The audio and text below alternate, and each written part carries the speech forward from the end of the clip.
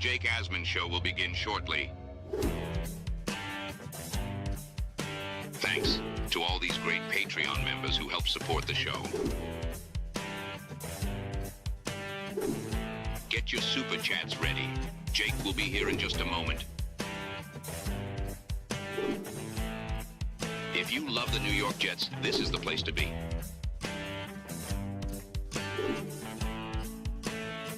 And now, the Jake Asman Show. If we can just complete a pass, it would look good.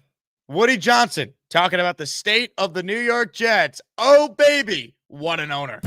What did you think of the offensive play call in the last two games? That's a good question. How much worse can it get for Aaron Glenn's Jets team? Can he salvage this season and give us something to be excited about? Every step of the journey, the Jake Asman Show will have you covered, breaking down all the storylines, every game, and everything in between. Please subscribe and hit the like button below. Super chats, baby. Cut the line. The Jake Asman Show starts right now. Here we go, Jet fans. Before we get to Woody Johnson ripping Justin Fields to shreds and defending Aaron Glenn, let's talk about our watch party. It's this Sunday. We know the Jets aren't going to win because they are the worst franchise in sports, but we'll commiserate all together. If you show up in Jets gear or as Maniac gear, you'll get a free beer. The game will be on most of the TVs. We'll have some of the other games on as well. Speakers for the Jet game, a halftime raffle featuring a bunch of signed items like a framed Breece Hall jersey, signed Wayne Corbett football, signed Kevin Mawai jersey, another Wayne Corbett signed ball, and I added a signed Joe Klecko photo as well.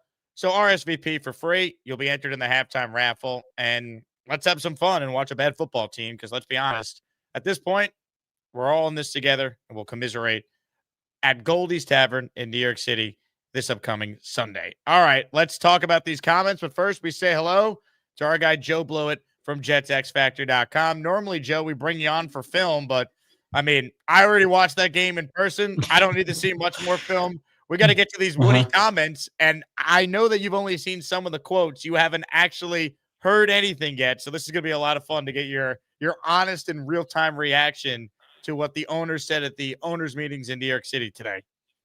Yeah, transparently, I wake up a little bit late because I work midnights, so I saw the text like, "Oh, we're going over Woody Johnson comments." It's like, "Oh my God, what is going on?" So completely raw reaction, but yeah, man, quarterback starts soon. Quarterback starting the bye week, so I'm both dreading it but looking forward to it. So at least we can talk some positives in a few weeks. But for now, let's talk about our asshat of an owner, Woody Johnson. Let's start with Woody Johnson being asked about his confidence in Aaron Glenn. What's your confidence level in Aaron to turn it around? Well, it looks like he's turning around parts of it.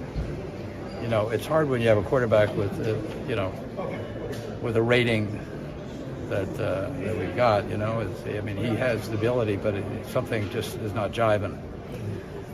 But if you look at any head coach with a quarterback like that, you're going to see similar results if you go across the league. You have to play consistently with, at that position, and that's what we're going to try to do for the remainder of the season. So what gives you hope then? What's going to give you hope?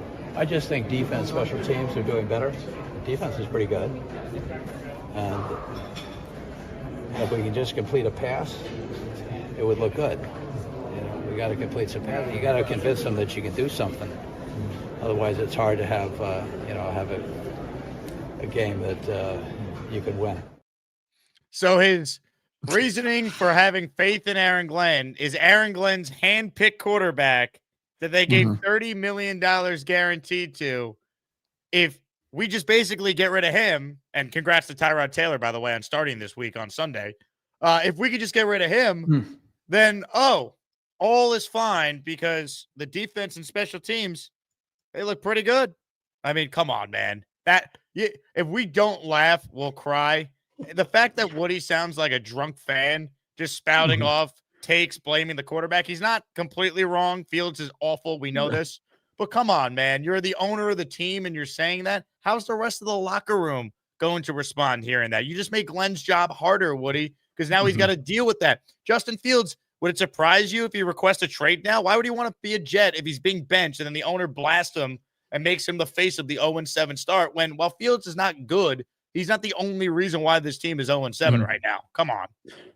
Yeah, the defense was the reason they lost the first few games, so you got to blame them there. But is it bad like halfway through the clip? I'm like, I kind of agree with Woody Johnson here a little bit, but yeah, obviously once again, he's not wrong with everything he's saying. It's just he can't be the one saying that when you own the team. That and 100%. It's like, and you can't also blame the quarterback when that quarterback was handpicked by your regime to lead the team, you know? So that the special teams have been a problem up to the last few weeks, you know, obviously with the fumbles and all that stuff and some of the decisions with personnel there. The defense has been a huge problem. So it's been a cluster F of problems right now. I can't just blame the offense. Obviously the last 2 weeks, right? You don't score a touchdown, like blame the offense. But there's things that a drunk fan can say in whatever lot you guys were in, E12 or whatever you were in, versus the owner of the team in front of national media, especially with Diana Rossini lurking around back there. You know what she's about. So yeah, that's pretty wild. That is great. I mean, the fact that you have an actual quote from the owner where he says, if you look at any head coach of the quarterback like that, you're going to see similar results, when this head coach was the biggest reason why Justin Fields was here in the first place, because Aaron Glenn said he used to struggle to game plan to stop Fields. Aaron Glenn was puffing his chest in the entire offseason saying, we're going to let him play quarterback. And then Woody says, what coach could win with Fields? Mike Tomlin went 4-2 with Justin Fields last year and still put him on the bench. And what did Mike Tomlin do? He said, oh my God, I have a chance to upgrade with Aaron Rodgers. Can't wait to do that. So Woody's not wrong saying Fields sucks, but he's the reason why Fields is here ultimately, because he allowed Glenn to convince him that's the guy you got to give $30 million guaranteed to sign.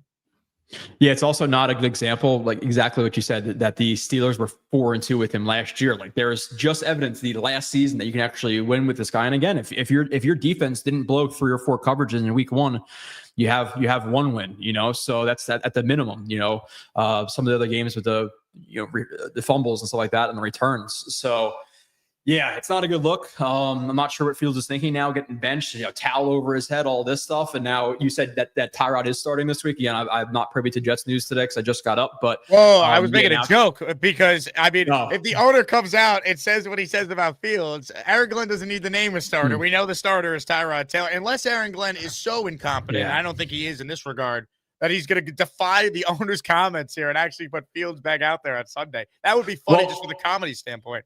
He wanted Adams cut last year, right? And Adams kept starting, and now he actually got re-signed. So maybe we'll just do it again. But yeah, we'll see with Tyrod. Maybe with a full week of game planning and stuff like that, he should get better because he's not been good either when he went in.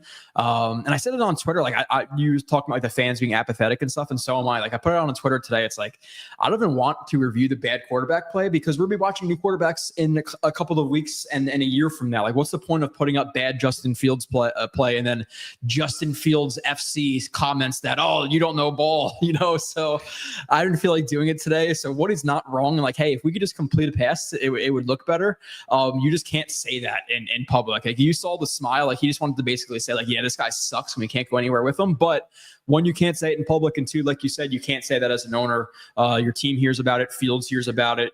Engstrand hears it. Everybody hears about it. So now you're in a situation where you kind of have to start Tyrod. And what is the locker room's mindset? And more importantly, what is Justin Fields' mindset if he has to step back into the game, knowing that the owner thinks he's basically balls? Yeah, and think about it like this, right? Tyrod will play this week, I'm sure. He's known to get hurt. So you're going to be in a spot where Fields is going to have to eventually play again, because I don't know if Brady Cook is ready to play games. And if Fields requests a trade or the situation becomes so untenable, they might actually need to add like a free agent veteran quarterback just to get someone in the room there like that. Like they don't have anyone else on the practice squad besides Brady Cook.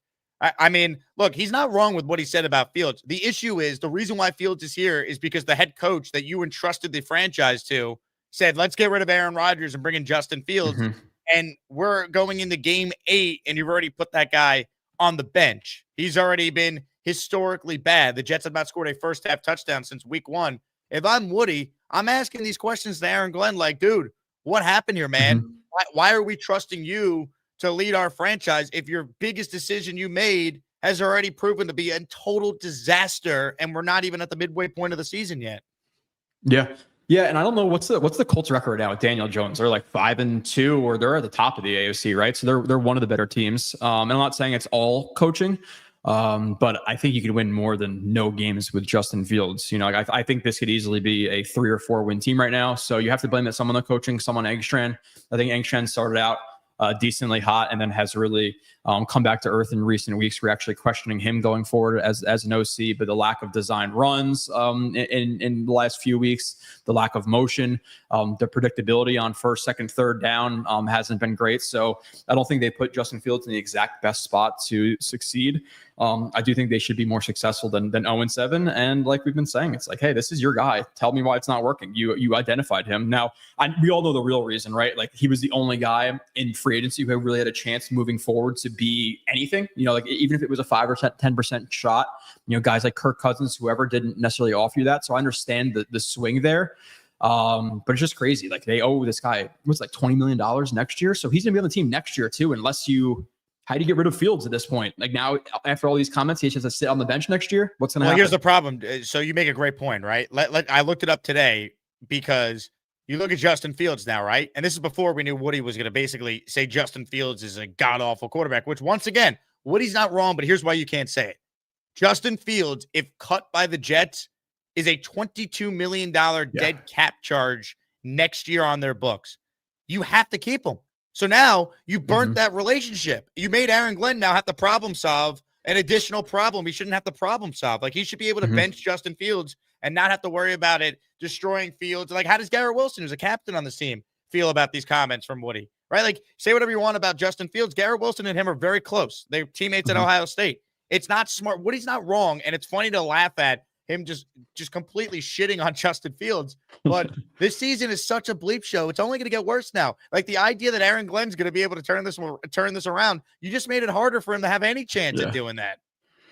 Yeah, again, I'm smiling, but there's pain behind the smile. You know, like I'm just so used to this stuff that it just does not surprise me anymore. Like, what are the practices like? What are the training camp practices like when Woody Johnson walks down? The like, absolute best, baby. Wednesday through Friday, the best team to ever do it, the New York Jets. Oh yeah, true. But like when they're having their best practices of their life, like does he avoid Woody Johnson by the tree? Like, does he avoid him there? Does he avoid him on the sidelines? Like, how does that all go? And now you have a coach, and again, this isn't the biggest problem that's obviously on his plate, but like you're just adding stuff to it. Rookie coach with the rookie OC trying to manage, you know, a little bit of the defense, the overall team. Now fires, you know, started by Woody Johnson, fires with the quarterback. Which, by the way, you just have to talk on this, that how hilarious it is that just 1 week ago, you know, Aaron Glenn is coming at Costello for how crazy of an idea is it to bench Justin Fields. It only took him one more half to bench Justin Fields. Like, what are you doing, Aaron Glenn? Like, how's that such a crazy question if it was on your mind, you know? So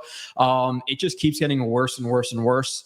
And again, maybe like, obviously we want them to win, right? Like if I could choose right now, hey, they win 5, 6, 7 games, you probably sign up for it. But it's getting to the point where it's like, when do we officially start rooting for losses? Because you don't want them to win 2, 3, 4 meaningless games, bring back Aaron Glenn. He has a first or second overall pick, drafts a quarterback, ruins him. We bring in another quarterback. What was the stat you said last week? I think you said the last 3 or 4 first overall picks have fired the head coach after the first season or during the first season. So yeah, you don't want that. It's like, at what point do we start rooting against this team is a loose term, but like what point do you start doing that? Because is there anything to even salvage at this point with Aaron Glenn?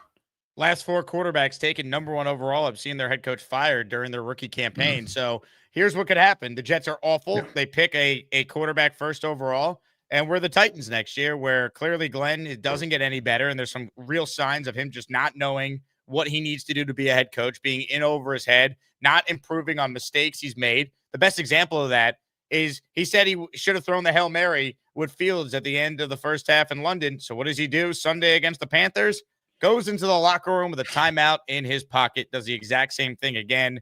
He said famously the last 4 minutes of each half belonged to the head coach. The Jets have been horrific in those scenarios. He ripped Saleh in the previous administration for how undisciplined the Jets were with the penalties. They've been one of the most penalized teams in the league again this year. I mean, we can keep going, but anyone who watches the show, if you could point out one thing Aaron Glenn is doing a good job at, I'd love to hear it, because you really can't. The only thing you could say is, oh, he's 2 for 2 on challenges, which fantastic. Let's celebrate it.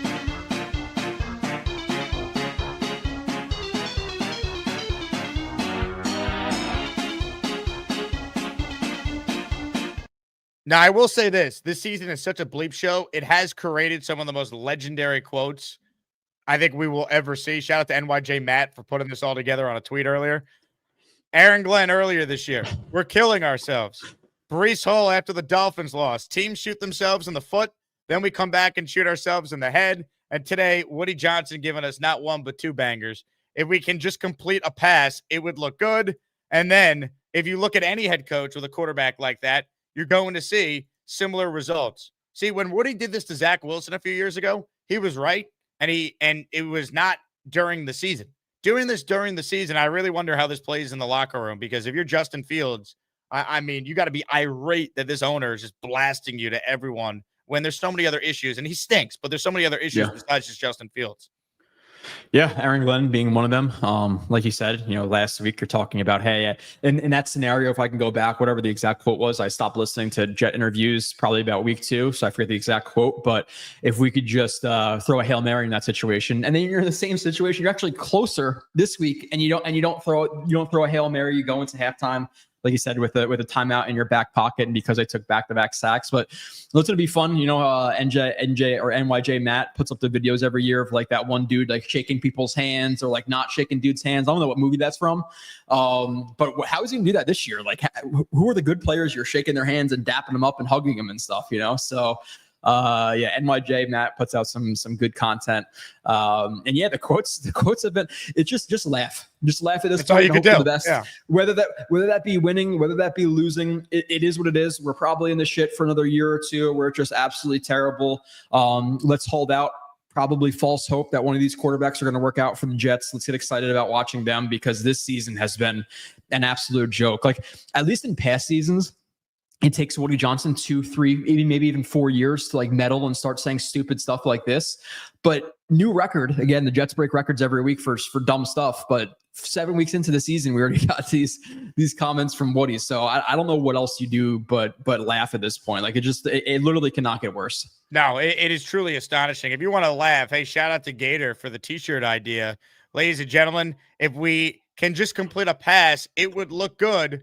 Shirts now available over at jakeasman.com/shop.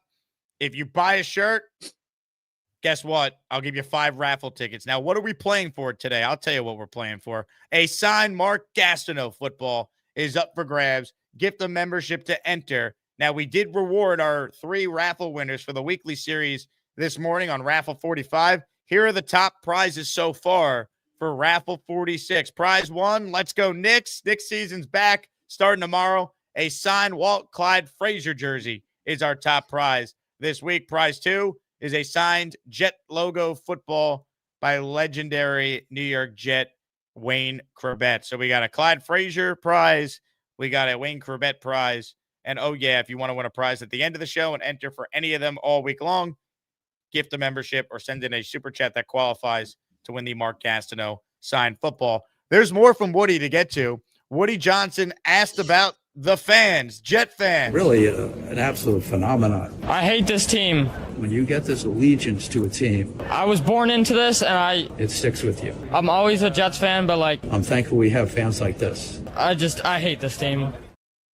Best fans in sports and the worst owner in sports. It's unbelievable.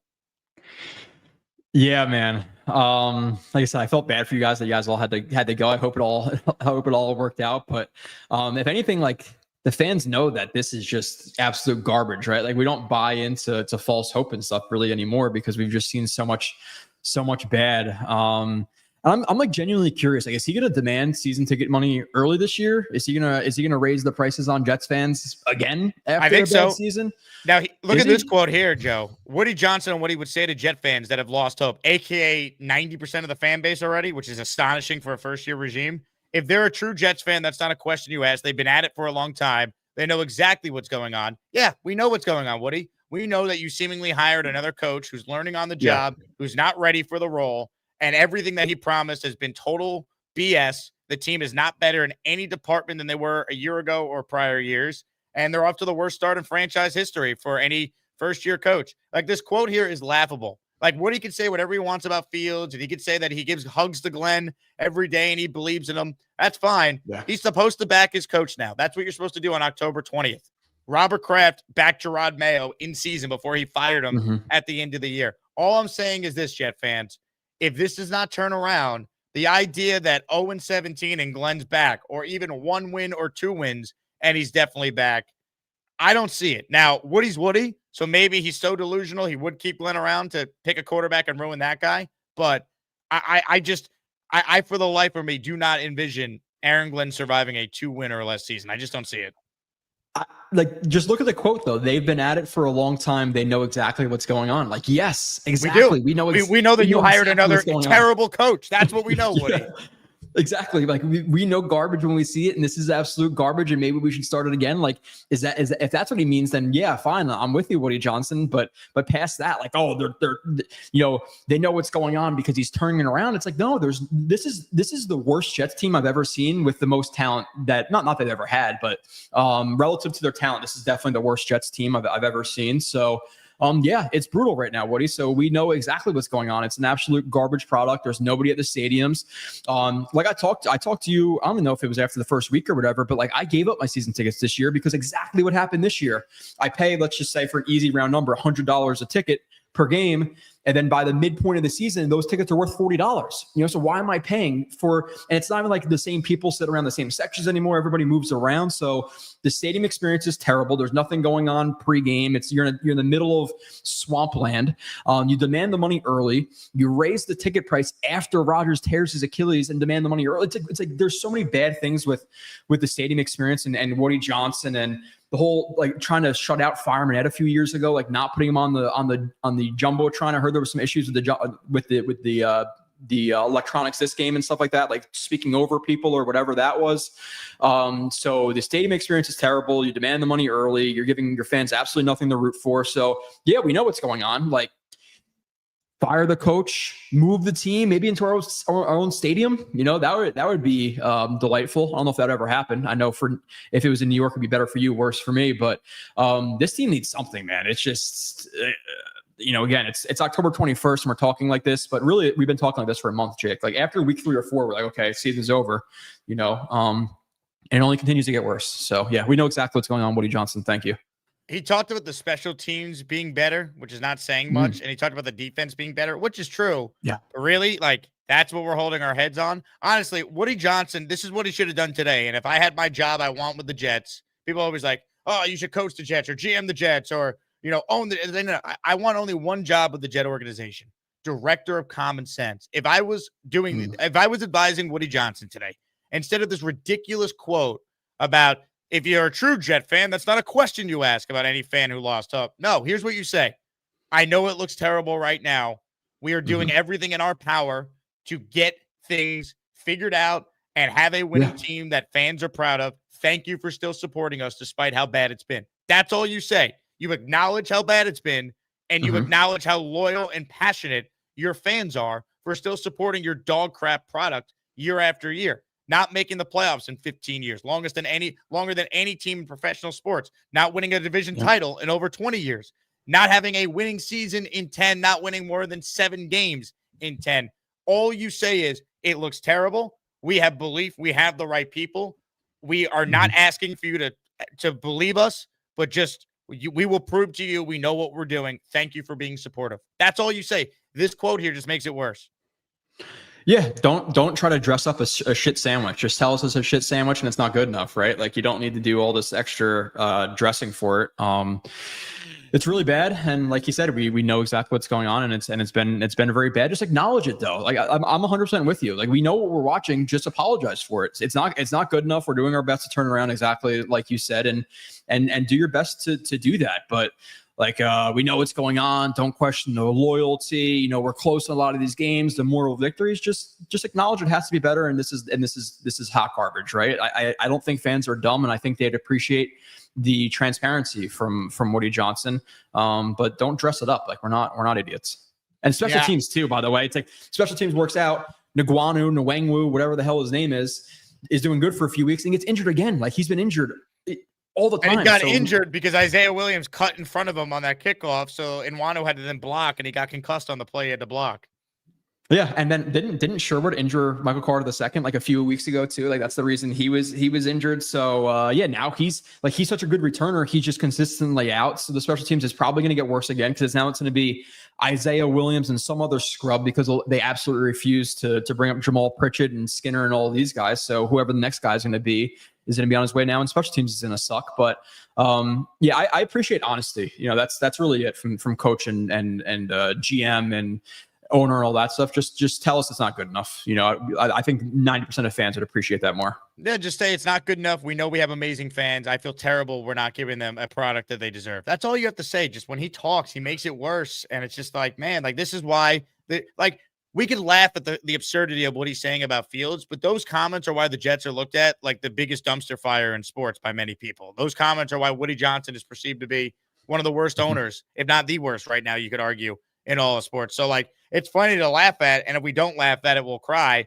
But like when you come out and you destroy a quarterback that you just gave $40 million to, 30 of it guaranteed, and he's being benched when you had Aaron Rodgers last year, and the first thing your head coach did was meet with Aaron Rodgers and say, see ya.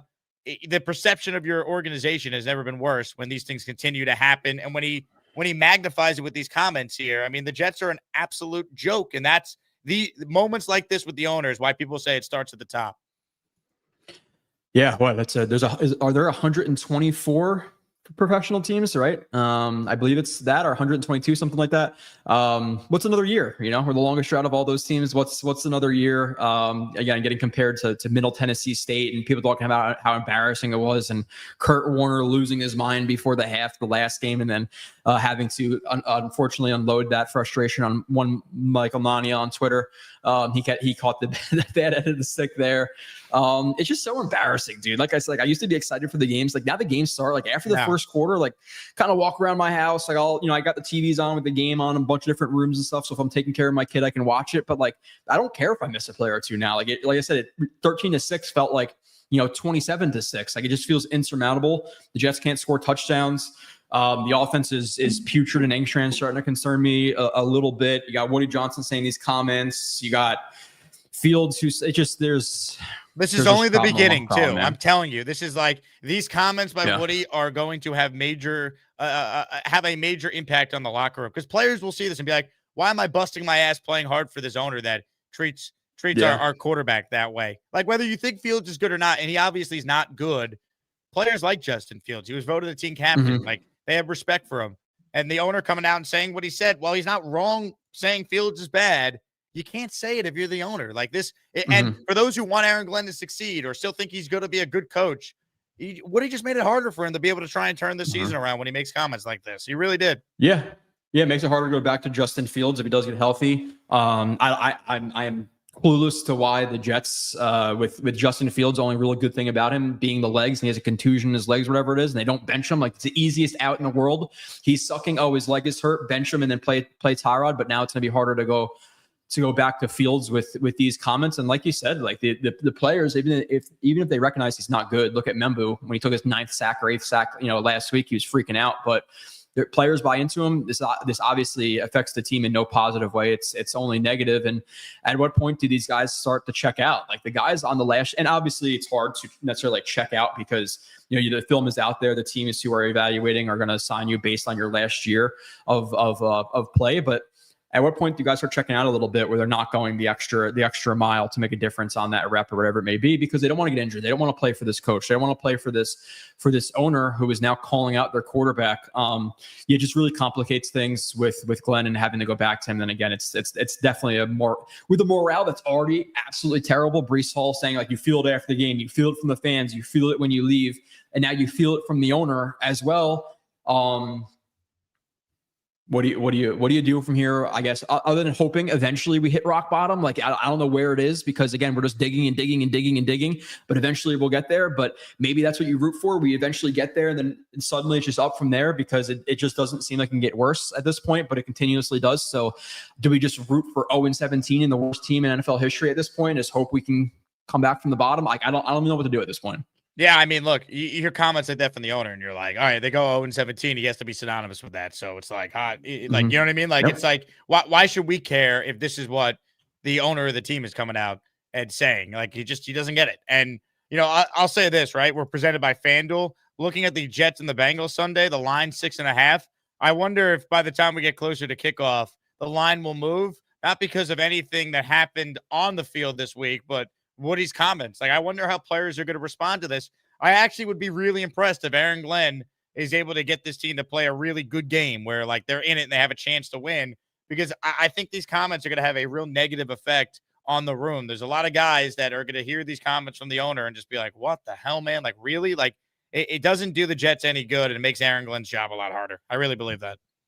Oh, Jake, you absolutely know we're getting diced up by Flacco this week. Let's be real here. JJ saying like you can appreciate these two guys playing and all that stuff, but we're getting diced up this week. And there's not one Jets fan in the world who thought we'd be 0-8. I severely doubt that. Like, I know Jets fans tend to be positive, overly positive, obviously, to their team, but most sportsbooks had us at 5.5 to 6.5 wins. Nobody expected 0-8 at this point. So closed at 6.5, and here they are, the only team in the league without a win. And then who is after? Is it the Browns right after the bye week too? And like people are like, oh, we could beat the Browns. The problem with the Browns is their defense is disgusting. And Myles Garrett is the best DN in the world. He is an absolute freak of nature. So Fashion has been struggling a little bit. Myles Garrett, it might eat his lunch a little bit. So I can't even guarantee we win that game. But like, again, just being a negative Jets fan, that's what I am at this point. How are you not negative at this point? Which is funny when people attack you and I and everybody else on Twitter. It's like, you're negative. It's like 15 years of this. What am I supposed to be? Positive? I mean, they're 0-7. Their head coach did not know how long the potential game-winning field goal was in London. Yeah. He's made the same mistake twice before the end of the first half, not throwing the Hail Mary downfield. He puffed his chest about how Justin Fields is going to be awesome for them. They were so arrogant about what he was going to be able to do, and they've now benched him, and the owner came out and trashed him. The owner's trashing Fields.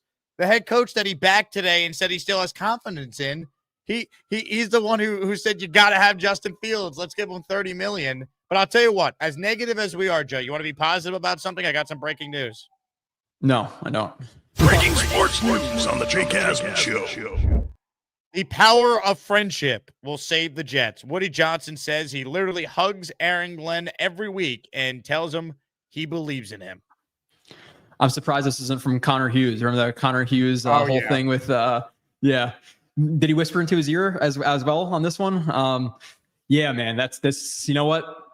Let's erase the last hour of the show. Let's be positive now. And it's everybody hugs each other. There's going to be a GIF of this right now or some type of picture, I'm sure, that your editor does.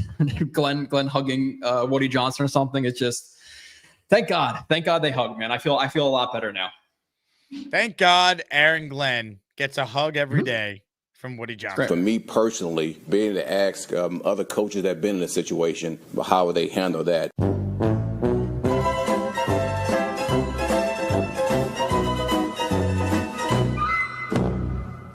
It's amazing a team as inept as the New York Jets have a fan base as great as the New York Jets. It's astonishing. It's also funny that Glenn, like, initially is like, oh, I'm not Bill Parcells, I'm not these guys. And now it's, oh, I got to call them, and then it's, oh, are you an idiot? I could bench Justin. I'm not going to bench Justin Fields. A half later, bench Justin Fields. I'm going to hold the guys accountable. Not accountable. We're going to win now. Oh, big ships turn slow. It's like everything he said he's gone back on, and now he's calling other, like, you were the head coach of the New York Jets and you're not sure what you should do at your quarterback situation. You're calling guys who've been retired for 20 years to ask them what you should do. Like, that's a huge indictment on Glenn. Like, oh, I got to call other guys and see what they would do in this situation. Hey, newsflash, idiot, you're the fucking head coach. Like, you decide what to do. Like, now you have to go and ask these, like, you're just, again, I don't know in what world how this turns around, but there have been so many signs of this being an absolute dumpster fire. I don't just see how you say, oh, well, just it'll work out next year with a rookie quarterback. Let's just put blind faith in apps for absolutely no reason. Like at least Gase Glenn or Gase Jake, I could say, hey, at least he scored opening drive touchdowns. We could build off of that. Like there's nothing. There's zero with Aaron Glenn to build upon. Now, I got to call the coaches. Like he's just an absolute joke, dude. It's so bad. It doesn't. I hate to be negative. I want something to be positive about. Like there isn't really anything to be positive about. We could say, oh, the defense has played well. Okay. Carolina's not very good. They're awful on the road. Mm-hmm. And like, okay, Bo Nix and the Broncos had an off day. Like the Jets had a great offensive day in week 1. Like that happens. The defense for most of the year has been terrible. Special teams has been okay. You know, the return issues still exist there. The offense is inept. And I know Tyrod's better than Fields, and at least you could run an NFL offense with Tyrod, but they have no receivers without Garrett Wilson, as we saw on Sunday. Like, it's a mess, man. Like, I don't see this getting better. The question is, at 0-7, how much worse does it get? Like, where do they finish record-wise? Because the only thing we're looking at the rest of the way is not can they turn it around. They won't. It's how awful is it? And if it got to a point where they win 2 games or less, is Woody Johnson going to admit he's screwed up hiring Aaron Glenn? He has confidence in him now. He's trying to say he's going to hug him, and the power of friendship is going to help the Jets win all these games. The bottom line, though, is Woody's reactionary. He cares what the fans think. And when no one's renewing their season tickets, I think it'd be very tough to keep this head coach if you have the number 1 pick in the draft, meaning in a year your win total was 6.5. You finished with the worst record in football. I don't care what Glenn is trying to spin to Woody now. There's no way that's what Woody Johnson thought he was getting this year. So that, to me, is what we're looking at the rest of the way. We know the team is awful, but how much worse could it get? And does it get to a point where you just have to make a change with this regime even after a year? Yeah, maybe Brick Johnson is still reading JetX, and he's giving Woody some of the details, because we've been hammering the team the last few weeks. But yeah, that's the point, man. Like, and I don't know if it makes me a bad fan, but like, you really have to ask yourself, what is better for the future of this team? Is it them winning games now, again, like I said before, or is it them losing, bottoming out, being the first 0-17 team ever? Woody Johnson hearing about it, being all pissed off that his stadium is half full, half empty, however you want to say that, and he's going to make the move, because I just don't want those meaningless, and we know what happens, those meaningless December 2-3 wins that then invokes confidence from Woody Johnson and Aaron Glenn. And then next year we're sitting at 4-13. So like, I legitimately don't know what's better for the team right now at this point, 0-7, whether it be winning 5 games or just losing out and being the most embarrassing team of all time, being up there in the Raptors with like was it the Lions and the Browns who never won a game, right? They're the 0-16 teams, I believe. The 2008 Lions, 0-16. The 2017 Cleveland Browns, 0-16. And the 0-17 Jets, so even worse than them. Like, at that point, is it the best thing to root for the future of this franchise? Obviously, we have to endure it this year, endure another 10 losses. I don't think it's going to happen, right? They're going to win a game or 2, but I just hope it doesn't instill false confidence, because it really doesn't get worse than this. And you said it, like, how much worse can it get? They've been surprising us for 15 years about how much worse it could get. So I'm like, do you root for it to just get worse at this point? It's really a hard question to ask. I know there's a lot of fans like, oh, you aren't a true fan rooting for losses and stuff, but for the long-term future of this team, do I want them to just completely bottom out? And that obviously includes losing. Now, I mean, look, these comments today make it harder, I think, for any turnaround. So I have very little faith in Aaron Glenn. I think Woody Johnson, the record, his decisions, I mean, we know how brutal of an owner he has been. It's tough to be a Jet fan and say you want positivity when this team is an absolute dumpster fire, and it's getting worse, not better. That's why I think the Jet fan is so down in the dumps and already out on this new regime. At least most of us are, because everything we were promised by a guy who was a Jet and should have a feel for what we want as fans, he hasn't delivered on any of it. And, once again, Aaron Glenn came in, he puffed his chest out on how he was going to do things his way. He said F you to Aaron Rodgers right away, trying to set the tone that there's a new sheriff in town. And he just looks like an utter fool. And now you have Woody Johnson destroying the quarterback that Aaron Glenn said was impossible for him to game plan when he was the Lions defensive coordinator. It's a mess, man. I wish we could find things to be positive about, but there really isn't anything right now. If they want any sort of positivity, you got 10 games left. Go out and shock all of us and play well and win games. Unless you do that, I don't think anyone gives an F about any moral victory. Oh, you won 2 challenges? Yeah. Great job, Aaron Glenn. That's awesome. Oh, the defense actually didn't look horrific for 2 straight games. Fantastic. Like, we're past that, man. We're past that. You don't have a win yet. You're the only team in the league without a win. And I think what's so disappointing, too, about Glenn, he was supposed to change, like, the laughingstock narrative about the Jets, that they were not just going to be like a joke. But even if they're losing, don't lose in embarrassing, historic ways. Like, the Jets, every week they lose, there's like a new stat about they're the first team to ever lose in this way. And now they've gone 2 straight games without scoring an offensive touchdown in 2025. They haven't scored a first-half touchdown since week 1. And we want to give this regime a chance to pick their quarterback when Aaron Glenn has no idea how to properly evaluate a quarterback, has no feel for the game. I mean, you can't do it. You cannot do it. And that's continuing to be my my whole point on this. This year is so bad. I don't know how, if you're Woody Johnson, you allow this regime to take Fernando Mendoza or whoever first overall. It makes no sense. Yeah, we always have records where it'll either be like, oh, this team hasn't won on the road in a year. Oh, they beat the Jets on the road. Or like the stat last week, I think the one that Nani put up was like teams who had one or more turnovers forced, 2 or less penalties, allowed the team 250 or less yards and something else. Teams were like 62-0 and have had an average margin of victory of 23.6 points. And the Jets lost. So now they're 62-1 in that scenario. So yeah, I don't care about the special teams being better, the defense being better. Like, obviously, you want to attach yourself to some positives from like Sauce and, AZ Thomas and Stevens or whatever else. But I'm not going to go back at the end of this year in January and be like, but Jake, do you remember week 7 when we only allowed the Panthers to have 13 points? Like, your record says you're 0-7. You're the worst team in the NFL with a good amount of talent. Like, I think if everybody started off the season with the same quarterback, same head coach, the Jets are a mid-level team. Like, the roster minus quarterback and head coach, they're a mid-level team, so they should have some wins. But unfortunately, like we've seen, when you have a bad head coach, it already hurts your team. Look at Aaron Rodgers last year, who I think is at least decent. They couldn't win games. And then you just double down on it, and now you have a bad coach and a bad quarterback. You're just not going to win games in today's NFL. So yeah, this is really, it's really as bad as it gets. It's just, is there a way out with this staff? It's truly amazing. Here's a stat, by the way, that I'm referring to, right? Like, every week the Jets find a new ways to lose in historic fashion. They can't just be bad silence. That's what I thought Glenn was going to change. Oh, they're only going to win 7 games this year. Well, they're going to be well coached, and it's just going to be a talent issue why they can't do it. But they're in every game and they have a chance. And that's been completely untrue. They've been embarrassing in really a lot of these games. They haven't scored a first half touchdown since week 1, the outlier game. But the Jets, they're the second team in the last 10 years to lose back-to-back games, allowing fewer than 14 points in both games. And for those saying, Glenn's a defensive coach. Well, 1, he hired Engstrand, who we thought maybe was pretty good, but now has been terrible. And 2, that's the whole point. Aaron Glenn said he's not a defensive coach. He said he's a football coach that is going to coach the whole team.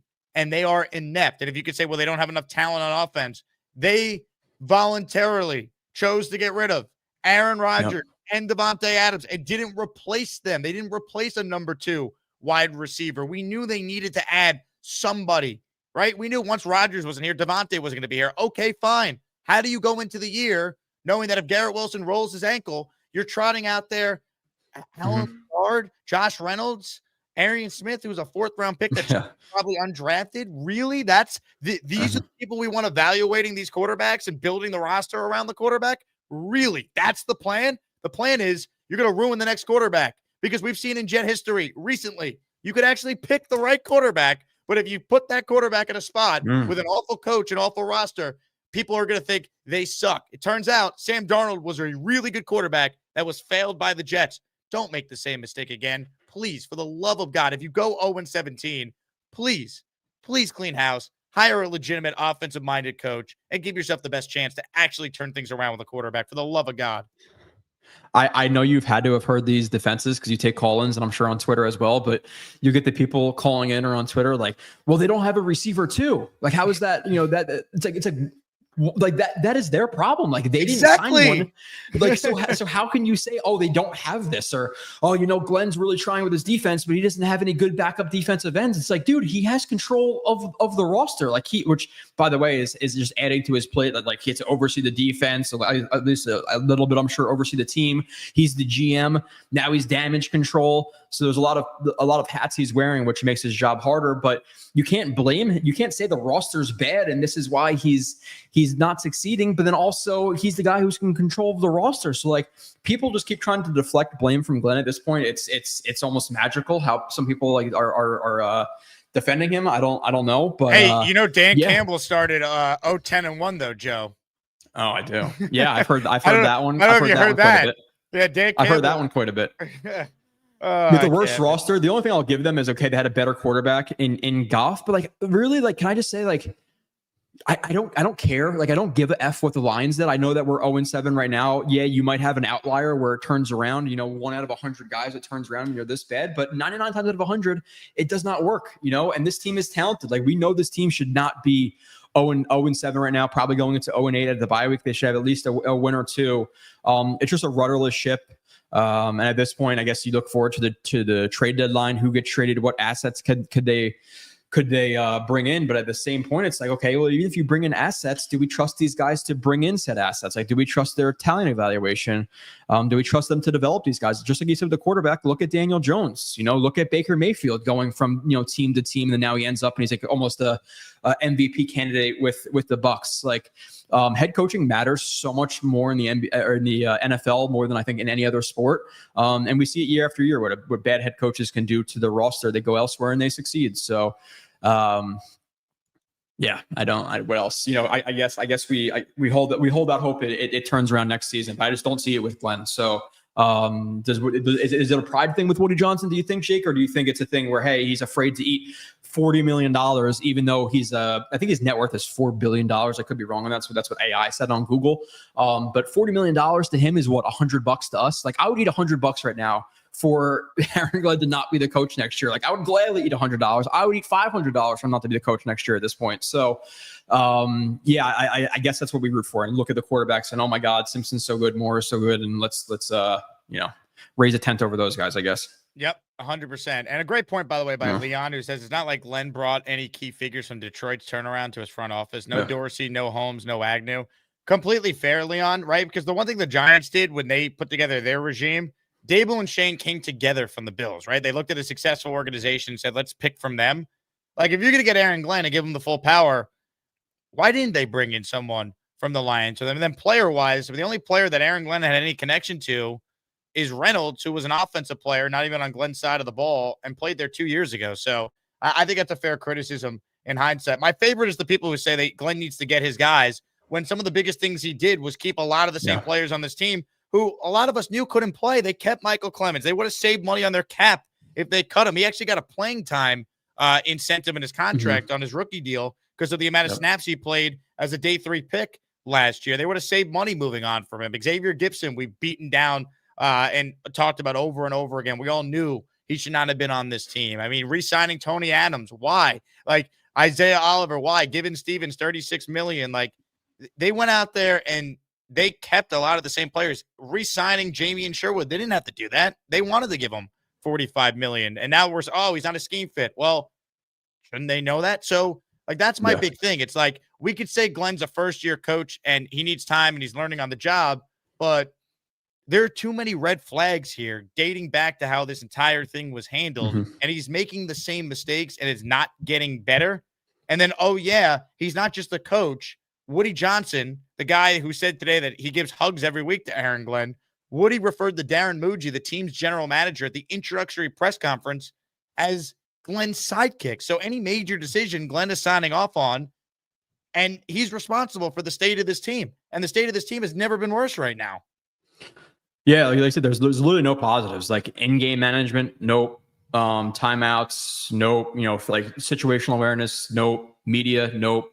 Sticking to your word, nope. Roster construction, nope. It's like they didn't bring in anybody. Like, they signed quite a few guys to contracts this year, and it's just not working out with a decent amount of them. Even though I will defend Stevens. Stevens actually been pretty good the last 4 weeks, but nonetheless, it's not like they're working with a barren roster. Again, if this was the 2020 Jets, I would be more fair. I would be, but it's not the 2020 Jets. They have all pros all around the field, pro ballers, guys they signed, $12 million for Stevens, $15 million a year for Sherwood.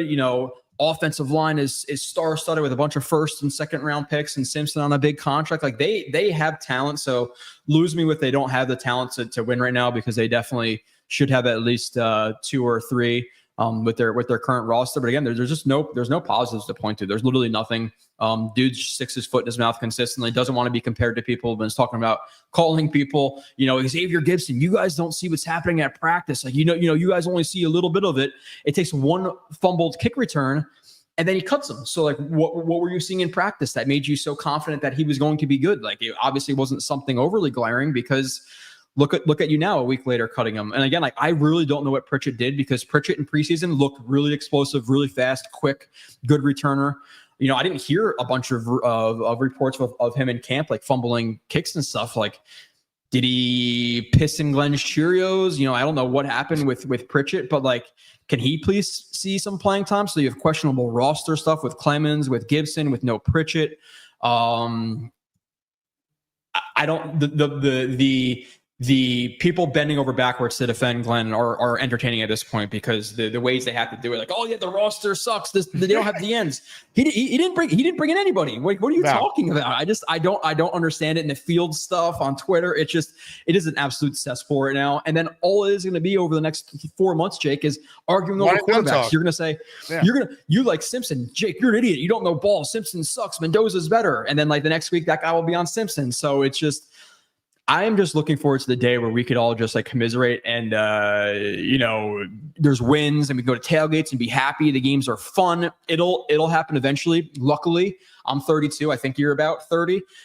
We have about 50 good years left in us, but I feel bad for the fans who are inching towards 80s, 90s and stuff, because you guys the clock is ticking. So hopefully it can turn around quicker for you guys, but I have quite a few years to wait, because it's clearly not happening this year. And if Glenn's the coach next year, it's not happening next year either. No, I mean, I'm sorry. I hope Aaron Glenn proves me wrong, but I think he is a horrible head coach, and I'd be very surprised if he's able to turn this around. And, you know, we're looking back on it and being like, wow, like they really got this right. Like, good job by the Jets. You know, we question it, but they got this one right. He's awesome. Mm-hmm. Like, I don't see it, man. I really don't see it. This is not a job for first timers. I've only been saying this for basically a year now. This is late November, early December, when Beningo was on for one of his weekly spots. We were talking about what they needed to do this offseason, and it was never being anti-Aaron Glenn. It was once again being anti-hiring any first-timer in this situation. This is not a job for any first-timer. And I'll tell you right now, if you bring in a first-time coordinator, you can write it down. He'll be walking out the door again in 3 years. Couldn't agree more. This job, no matter who they hire, is not a job for first-timers. You have to bring in someone that has already been successful in the league.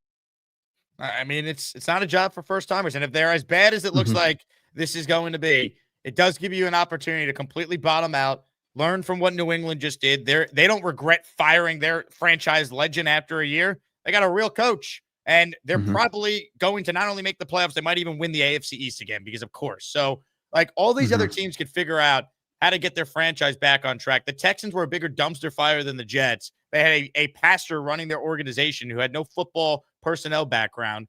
All of a sudden, they bring in D'Amico Ryans. They get Stroud. They make the playoffs now the last 2 years. You look at the Commanders a year ago. They went from number 2 pick in the draft to here they are in the NFC title game. Like, it doesn't need to take forever. And the Jets have gone on for a decade without a winning season, 15 without the playoffs. You have a legitimate opportunity here to reset if it continues to be this bad. And I think what he did as coach a complete disservice today, because I really think he now makes it harder for Glenn to police that locker room and keep everything together. And, you know, I think if they go 0-17 or 1-16, I don't know how you could run it back with this coach. Yeah, and now Liam Cohen with the Jaguars too. Like we've seen, and they're a similar roster as ours, and they're a positive win team, right? They're at 4-3 or 4-2, something like that. Like you said with the Commanders last year were supposed to be a bottom 3, bottom 5 team in the NFL. They made it to the NFC Championship game, so it could turn around quickly. The Jets have the talent to do it, and I think we'd be fair in our criticism. Like if they were losing these games like they lost last year, where it was a field goal that was missed by Folk, or it was the Jets were close in the fourth quarter, but Fields couldn't orchestrate a comeback because he's Justin Fields and he throws a pick or fumbles the ball. Like we'd be understanding, but some of the ways they've been losing, like, the Bucs game, the Cowboys game, the Bills game, the Dolphins game, they weren't competitive until the very, the last few minutes of the fourth quarter. I think it would be fair in our criticism, but it just looks so bad. Glenn has not done themselves favors in the media. Now the owner's coming out. So I just don't see how you rebound from this and have confidence. Like I'm not going to ever quit doing this, but like, what is the vibe going to be in the offseason? Even if they draft Simpson or Mendoza or one of these guys in the top 3, but Glenn is coming back, like it's going to be so hard to be positive going into the season and buy into the one jet drive hype pieces during the offseason and stuff. It's just like, let's just see what happens, man. Like it's going to be so hard to buy in this offseason and try to spin things positively if Glenn is the coach and they finish 2-15. So like you said, $40 million, eat it, fresh restart. Like, what are the chances, even if it does work out, what are the chances it works out right now? It looks like this the rest of the year. You know, we go into next season with Glenn, what is it, a 10% chance, 5% chance it works out? Like, I'd rather just cut bait for the 50-50 chance it works out with the next coach. I don't want to roll this over into next year if it's this bad. Now, if they compete the next 10 weeks and look like a completely new team, then okay, we can have a conversation. But with the way it's going right now, it would be an absolute disgrace to bring this guy back. You got to be able to eat your pride. Jet fans, what's been your favorite quote of this nightmare season? Option 1, we're killing ourselves. Option 2, teams shoot themselves in the foot, then we come back and shoot ourselves in the head. Or option 3, if we can just complete a pass, it would look good. Ladies and gentlemen, your 2025 New York Jets. Really an absolute phenomenon. I hate this team. When you get this allegiance to a team, I was born into this, and it sticks with you. I'm always a Jets fan, but like, I'm thankful we have fans like this. I hate this team. What a moment. All right. For those tuning in late, we have an awesome giveaway today. Let's go back to our past when things were great. Mark Gastineau signed football up for grabs. I'd be remiss if I didn't shout out everyone who's gifted so far, like our guy Frank P. in the Asmaniac raffle for 20. He gifted the community 20 channel memberships. What a country. I pledge allegiance to the flag of the United States of America and to the republic for which it stands, one nation, under God, indivisible, with liberty and justice for all. But wait, there's more. Matt L. in the raffle for 1. And the Lup Man, he always delivers. He gifted 5 channel memberships. Hit it. Show me the money. Show me the money! Money. Gift away if you want a chance to win that. Plus our new weekly prizes. For those who missed the first show, we did raffle away our 3 items this morning. Signed Walt Clyde Frazier jersey in honor of the Knicks starting up tomorrow night. And a signed Wayne Corbett football. So far, the top prizes in the raffle. Comments, questions, super chats. Let's get to those. Joe, I know we were going to do some film, but I'll spare the audience the pain. Let's just focus on the Woody comments in the now. Fighter Jet says, I want the Jets to go 0-17, embarrass the hell out of Woody, and make him fire Glenn or sell, even though I know he won't sell the team. Everyone always says, Jake, you should be saying, Woody, sell the team, start a GoFundMe. Like, he's not selling the team, guys. He's not. It'd be easy if we could press a button and have a new owner. He's not. I think if Jet fans want their voice to be heard, continue to voice your frustrations. Don't go to games, or if you do go to games, make your voice heard when you're at games. Like, people want the owner to sell. You can't force him to sell. The only way Woody would ever be forced to sell is if something happened like what happened with Dan Snyder or what happened with the Clippers owner several years ago. Like, Roger Goodell is not going to come in and be like, you've been terrible for 15 years. We're making you sell the team. That's not how it works. Yeah. I realistically don't think that's the answer. I don't think he's going to be forced. He's not going to be forced to sell, right? Like, was it like Don Sterling was his name from the Clippers? Unless that type of situation happens. I don't think it's going to be him. And realistically, like, we've gotten close with Woody Johnson as the owner, right? Like, he typically meddles late or when it gets really bad. So he pours in the money to the team. It's just he's made the wrong decisions in who to hire. And hopefully next time it's going to be the correct guys, because I'm just not holding out false hope that he's going to sell the team. He has billions and billions and billions of dollars. This is a cash cow for him. Why would he sell it in like embarrassment from fans tweeting at him and stuff? But I don't think that's going to get to him, right? Is that realistic? Is that a realistic world where the Jets ever sell the team? I don't think it happens realistically. So you got to hope that he somehow just makes the right decision, because he did a decade and a half ago with Rex Ryan. We got to the AFC Championship game with Woody. Like, I don't think he's not as bad as like the Wilpons. He's not as bad as Tepper in Carolina. He's not as bad as, Jerry Jones in with the Cowboys. Like, he embarrasses us, but he's not a GM. He pours money into the team. So I think realistically, you just have to hope that he makes the right decision with who to hire or what consulting agency to hire to then hire the head coach. Maybe don't hire your ex-GM who you fired a decade and a half ago. Maybe that's a good start. They should have let me do it, man. They hired the wrong host of New York Game Day. Instead of Tannenbaum, they should have hired me. I would have. Mike McCarthy would be our. We would have had Mike McCarthy, Aaron Rodgers, Devontae Adams, and we would have traded back into round 1, or we would have had to trade back into round 1. We would have drafted a quarterback. I don't know if it would have been Dart, but we would have tried to get someone that is sitting behind Rodgers for you. That was my original plan when the offseason started, but obviously the Jets don't ever do anything most of us want them to do. Yeah, sign me up for Mike McCarthy and 9-10 wins a year. Probably getting bounced early in the playoffs. That's the only thing with Mike McCarthy. I think he's underachieved a little bit throughout his career with like Aaron Rodgers and stuff. So I think he's a little bit of an underachiever as it gets to the playoffs. But listen, if you're gonna tell me Mike McCarthy and we're a mid-level team and we go 9-8 or 10-7 for 3 or 4 years and just get us out of the doldrums, then sign me up. Like I'll take a few wins. We'll see what happens in this. My point has been like, when people talk about last year, like these retread coaches, I remember I argued I would trade the 7th pick in the draft for Mike Tomlin in a second and wouldn't think twice about it. And I got so much pushback last year. Would you rather have Armand Membu, who's been awesome, but would you rather have him or Mike Tomlin right now? Like, come on, people. Mike Tomlin went 4-2 with Justin Fields. We're watching quarterback play on the same level as Zach Wilson. It just shows you how much coaching and infrastructure for a team really matters, because that's really where it all starts. Like, okay, we use the term like retread like it's a negative. Like the Jets can't think about, if you hire a coach who's been a coach before and won a Super Bowl elsewhere, no one's ever won a Super Bowl with 2 different teams. Like, who cares about that? You're in hell right now. The next coach needs to be someone that could get you out of the ground. Like a winning season is valuable. Let's not poo-poo the idea of going 10-7 and losing in the wild card round as like, it's not good enough. If that were to happen, you're laying the foundation to eventually get over the hump. If you maybe then get the right coach down the line. But the Jets haven't sniffed more than 7 wins in 10 years. Who are we to belittle Mike Tomlin going 9-8 or better every year that he's been a head coach of the NFL? Yeah, that was hilarious. The people poo-pooing Mike Tomlin last year, like, I'd never want him. He's always underachieved. Like, do you know where we've been the last decade and a half? Like that's crazy. So yeah, I would trade for Tomlin. I would trade for Harbaugh. Like if that was a serious thing, I don't think it is. Like I think he's going to he's going to stick around there. Now the question is, I don't think they trade the number 1 overall pick, because that would obviously be brutal. But yeah, I would trade assets for Harbaugh, just because I really do think people underestimate coaching. Again, look at Daniel Jones with the Colts right now. Like it matters a lot. Look at Darnold. He's a top 5, top 10 quarterback right now in the league. So if you could secure a coach, that's huge to turning your franchise around. And the Jets have obviously struck out 5-6 times, or at least like 4 or 5 times in a row right now. So yeah, give me a guy with experience, because I just don't think this is a job for a fresh guy, especially giving him that control of the roster too, just putting so many things on his plate. They need a guy with experience, a guy who's done it before, whether that be a McCarthy. Maybe that's a retread like Kingsbury. I know that there's certain people who are not high on Kingsbury, but like I'm sure Commanders fans weren't high on Dan Quinn when they brought him in. Look at what Dan Quinn's done with the Commanders. So you need a guy who's done it before, a guy where none of this is going to be a surprise, a guy who can handle the media.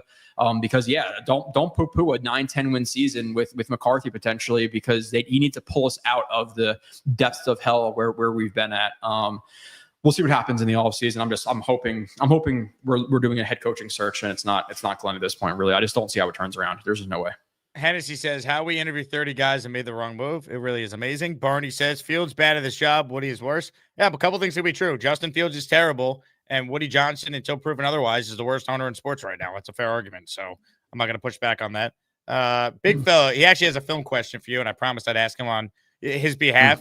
Can you talk about the second interception that J.C. Horn had? The ball looked like it hit the ground, and then he goes, Woody took a giant dump on Fields today. That he did. But as far as the interception, how come that was ruled an interception and it wasn't ruled incomplete? Because it looked like the ball did hit the ground where we were sitting.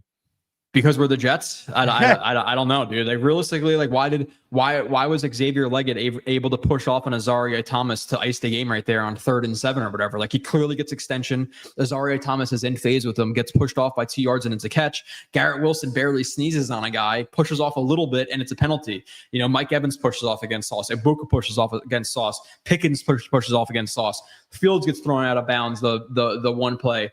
A 300-pound defensive lineman jumps on Jeremy Ruckert's back a second after the play is done. There's no penalty there.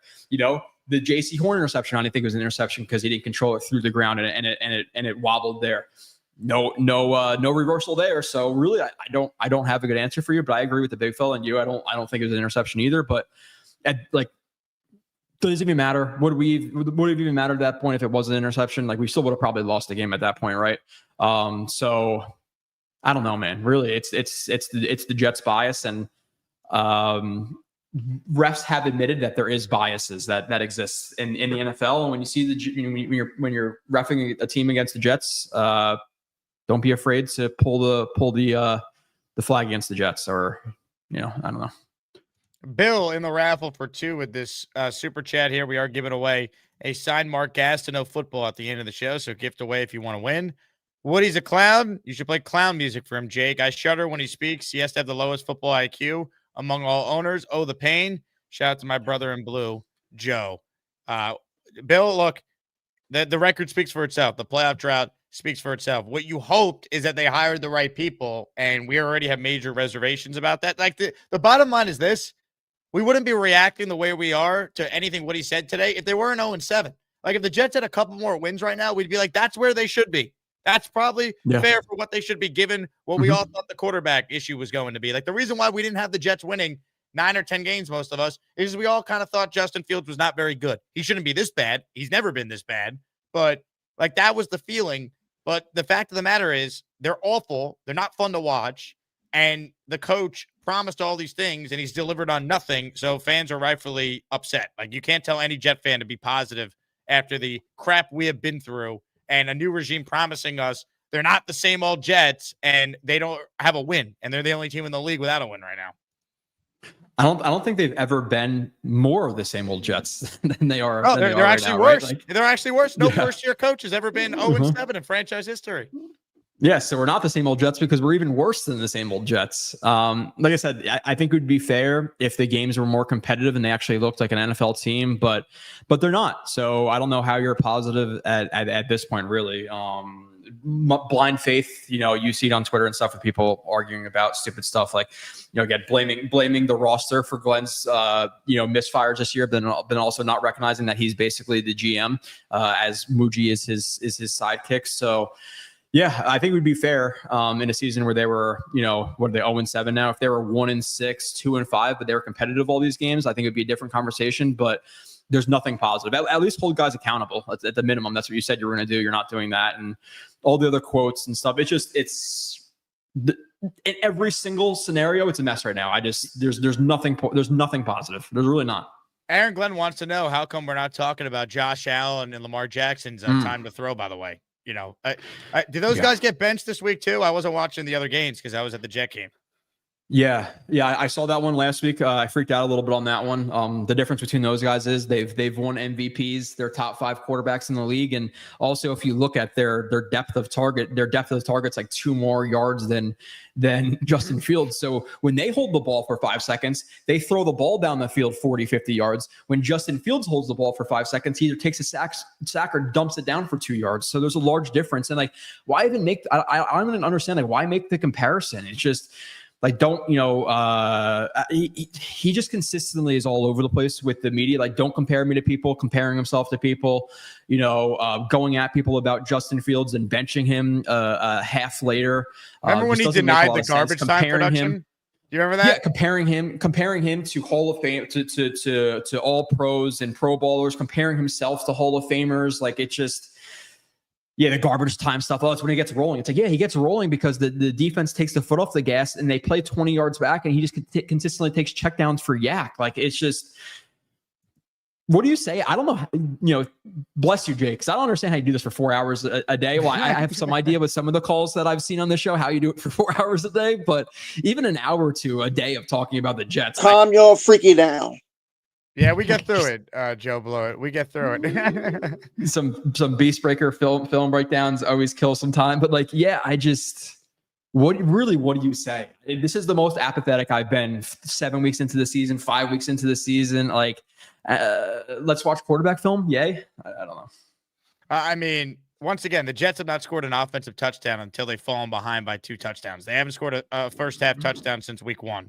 I mean, really, the last non-garbage time touchdown they scored was the Dolphins game on Monday night when Fields on a broken play ran for a touchdown when they were down 17-3. It's not even like they were in the game. Like they were down 17-3 at that point. It's just, it's unreal, man. It really is. I do want to say this, right? Because you're like, how do you talk about this team for 4 hours a day? It's because of the audience, right? I hit over 43,000 subscribers earlier today. So the fact that we're actually growing month over month, despite the team being 0-7 and looking inept, just want to say thank you. We got 700 people watching live right now, tons after the fact on podcast or watching this on delay on YouTube. So thank you to everyone. If you haven't subscribed yet, please do so. And please commiserate with us at our watch party on Sunday. Goldies Mm. Tavern, New York City. It's a free event. You'll get a free beer when you show up in your Jets gear or if you're wearing Asmaniac gear. And Joe Beningo will be there. I think Frankie B from U Stadium told me he's going to come by. Some other Jets content creators will be there. So we'll have some fun. We'll watch the game all together. We know the team stinks, but the fans remain the absolute best in sports. So we'll have some fun regardless. But that's all we have, man. Just getting together and talking about how bad the team is. That's really it. Yeah, it must be like so fun before the tailgate, taking shots, everybody all excited. And I asked you before we got into the stream, it's like, what happens during the game? Everybody just sit there just with a blank stare, like this sucks. Like, what do you even do? So like, I'm sure the vibe is so high and the game actually starts and it's just a silent bar. Yeah, bless Jets fans. Like I said, like what he said, we know what it is. The people who are still sticking around, like obviously thank you to Jake channel and my channel too, but it just sucks. Again, you lose 50% of your audience like immediately into the season. You got to cover all this garbage. So hopefully it's better because out of 124 teams, I believe, we're the longest streak out of all those teams. No fans deserve wins more than Jets fans. So when it happens, let's just bask in all the victories we get, right? The pain never stops, but the fan base remains absolutely elite. Again, thanks to everyone who came out to our annual Asmaniac tailgate with Tailgate Joe this past Sunday. Joe, thanks for popping on. A minute and 10 of straight Jets talk. No film with you today because I honestly, I wouldn't, after being there in person, I don't know if I had it in me to put you through having to rewatch and break down a bunch of plays for us for an hour today. Well, guess what, Jake? As soon as I log off of this, I have to go and break down film for an hour and a half. So I'm very excited to go and do that. So thank you for sparing me the 45 minutes of extra breaking down film because it's not fun to do it. So that's what I'm going to go do. So awesome. So I'm so excited.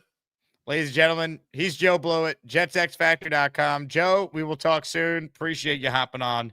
One of the all-time greats there. Joe Blewett. Let me get caught up on the super chats, and then a lot of you want to sound off on Woody being Woody. So we will take your calls on that momentarily. Bill says, or actually, you know what? I think I already read that comment. I did. Matt, I see you. You're in the raffle for one. Thank you. Dan says the fact that Woody says he supports Glenn in week 8 does not mean anything. If Glenn goes 2-15, Woody's comments left himself some room to make a decision. We all know he needs to, hopefully. Yeah, look, I've said this. The idea that Glenn is safe because of today, if you seriously believe that, I have a bridge I'd like to tell you. Like, I don't think Woody wants to fire Aaron Glenn at all. I think he likes him. He gives him hugs every week, as he said today. But 2-15 and no one renewing their season tickets and it continuing to look this bad, I don't know if you could bring him back when you have the number 1 pick. So I think at this point, they're throwing Fields under the bus, Woody is. But if it doesn't look that much better with Tyrod, and I got news for you, it will look a little better with Tyrod, I would think, because he at least could drop back and complete a forward pass. But they're not going to win a lot of games with Tyrod Taylor, and he's probably going to get hurt at some point. And now when Tyrod gets hurt, can you go back to Justin Fields? Is Justin Fields going to request a trade? How's the locker room going to react to these comments? Like, he made it a lot harder for Aaron Glenn to try and figure some things out. It might be so bad that he's left with no choice at the end of the year. We'll see. But I don't think Woody coming out and saying he has confidence in Glenn on October 21st means a whole lot. You know, they go 0-17, he's done. 1 win, 2 wins. I think you could see him easily still getting fired. So they got to win games. But his owner made it harder for Glenn to do that now. PBM says Barstool said it best. Jets fans can't participate in America's greatest pastime because we watch constant misery and embarrassment. Man, he's right. I don't know who at Barstool said that, but it's true. Right? Like we very rarely have a football season that reaches November. There's been a few years here or there. 2022, they were 6-3, and then they collapsed.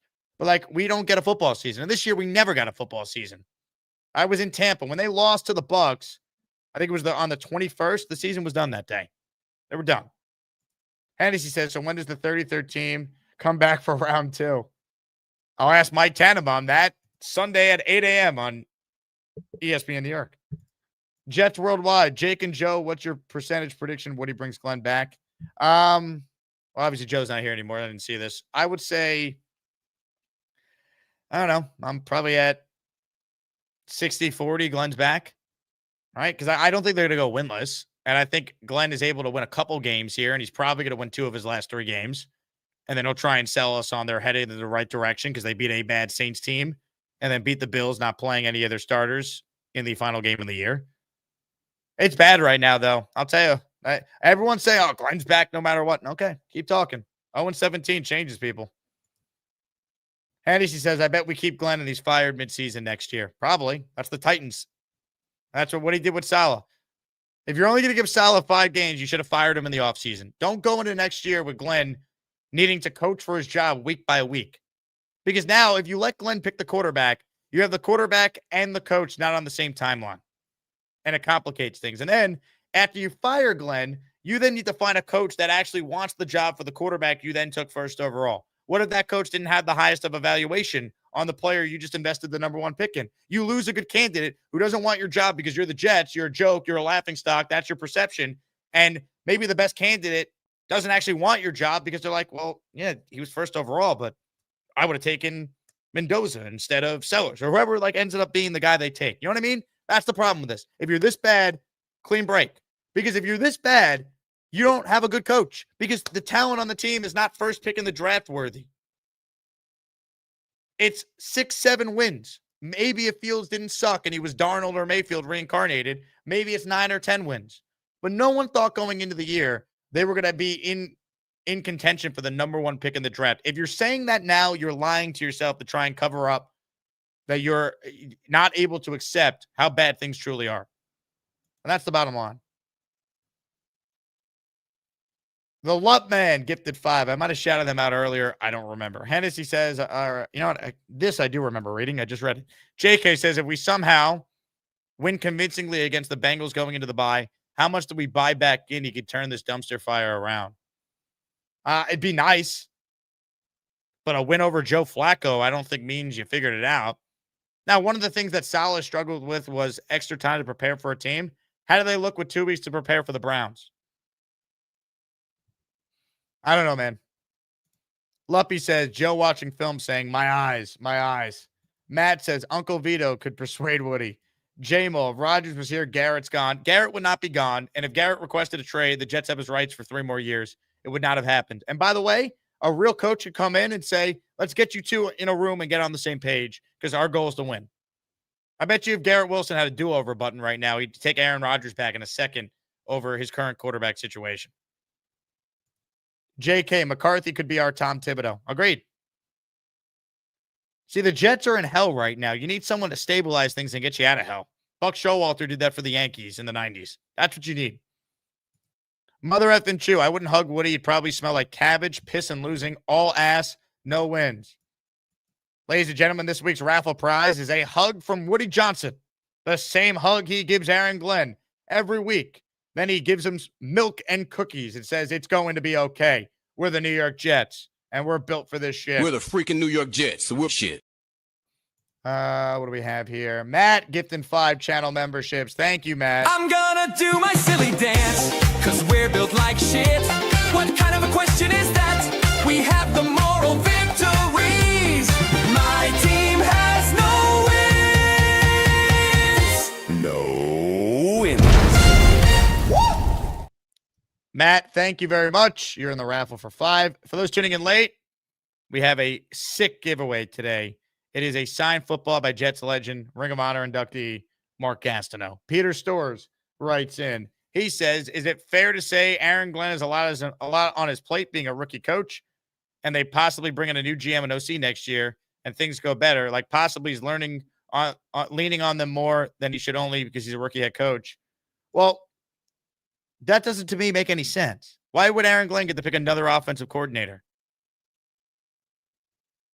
Like, what is Aaron Glenn's defense so good that you can't risk losing him because the defense would, like, D'Amico Ryans gets to pick another offensive coordinator because the Texans are the best defense in the league right now.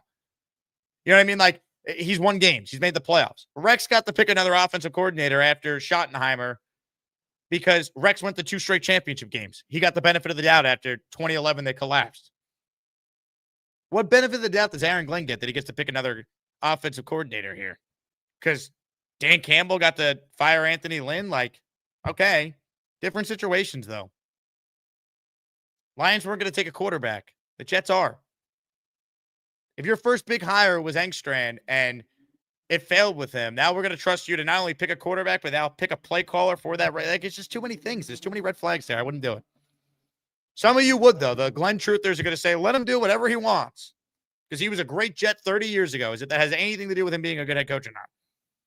2022 season ended in December, 2023 in November, 2024 in October, and 2025 in September. Next year, maybe they're done by August. Pitiful. Shake my head. Yeah. This is what I mean. We couldn't even make it to Columbus Day. We couldn't even make it to technically the end of summer. Like, technically, summer was still going on when the Jets fell to 0-3. Bino says, I look at this Woody's hearing things in Woody land, and that's not good for AG, regardless of what he said. I mean, I think what's not good for Aaron Glenn is he doesn't have a win yet. And I'm sure he's promising Woody there'll be improvement. We better see it soon. More of your calls, ladies and gentlemen. But first, one clip I haven't played yet. I actually thought this was the best answer from Woody today. He didn't create a bad headline with this one like he did with the shredding of Justin Fields. They asked Woody Johnson about Aaron Rodgers today. Do you ever reflect back on the Aaron Rodgers decision of the offseason? I mean, do you regret that in any way? I never look back. You have to look forward in football. Even when you cut players, they could be, a Hall of Famer. You just never know. But Aaron's playing great now. He's in a situation that's working for him. He took the high road there. I mean, that's good. The last thing he needs is to try and get into a war of words with Aaron Rodgers. Aaron Rodgers will torch him. So that was the only thing I thought Woody did well today. But, we could laugh at how absurd it is that he's shredding Justin Fields. If we can just complete a pass, it would look good. But you made Glenn's job harder now, right? I'm rooting for Aaron Glenn. Contrary to what these morons on social media think, I'm a Jet fan who wants to see the Jets not be a fucking laughingstock. Excuse my language. And this owner made it harder for Aaron Glenn to do his job today by dumping on the starting quarterback, who's a team captain.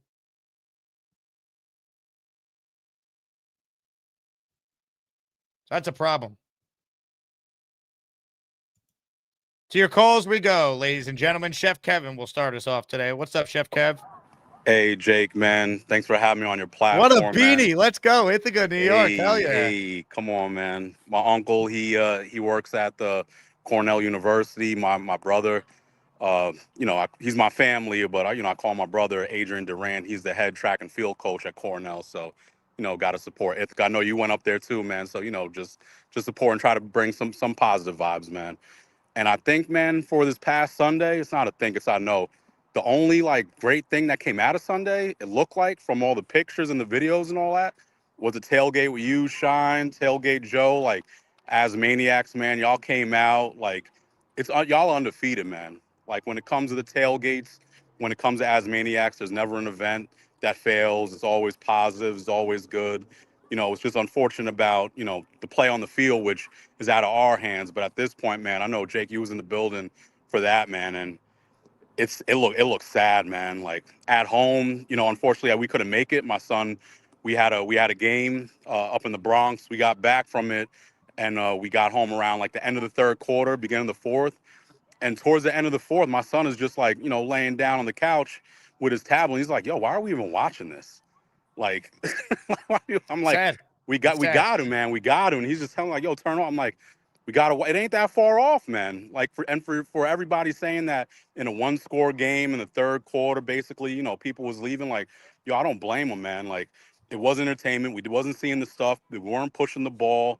The coaching, man, is literally getting worse, man. And it's not the stuff that I'm seeing, the stuff that I'm hearing, the stuff from Woody, man. It's I don't see him meddling at all, but it's with his words. Now it's going to, mess with what AG was saying, a week ago about, I can't, sit Fields because, mess with the confidence. We already knew what was going to happen, and, it didn't take too long. But now it's now that Woody's voice is going to be in the locker room, and now it's going to affect the other players on the team.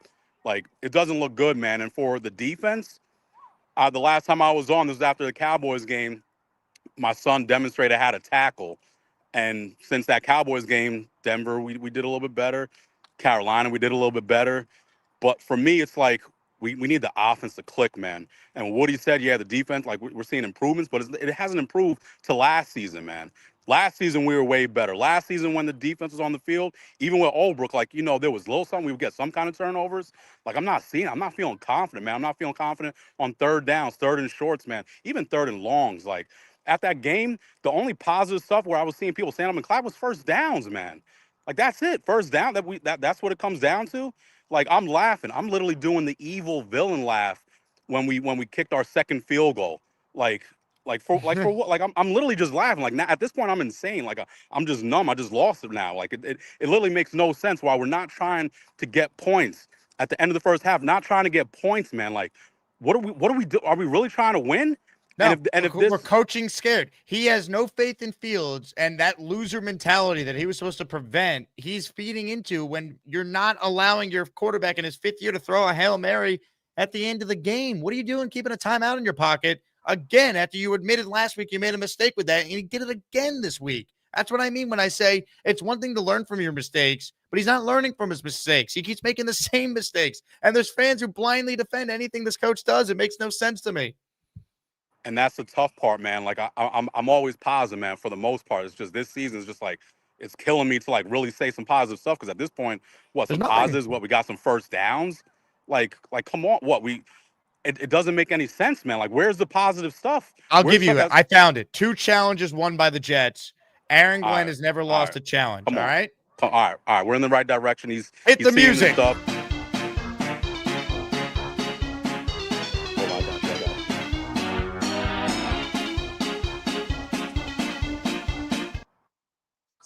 Hey, man, I haven't seen none of that dancing stuff since then, man. None of that. What are we dancing for? That's it, yo. That's it, man.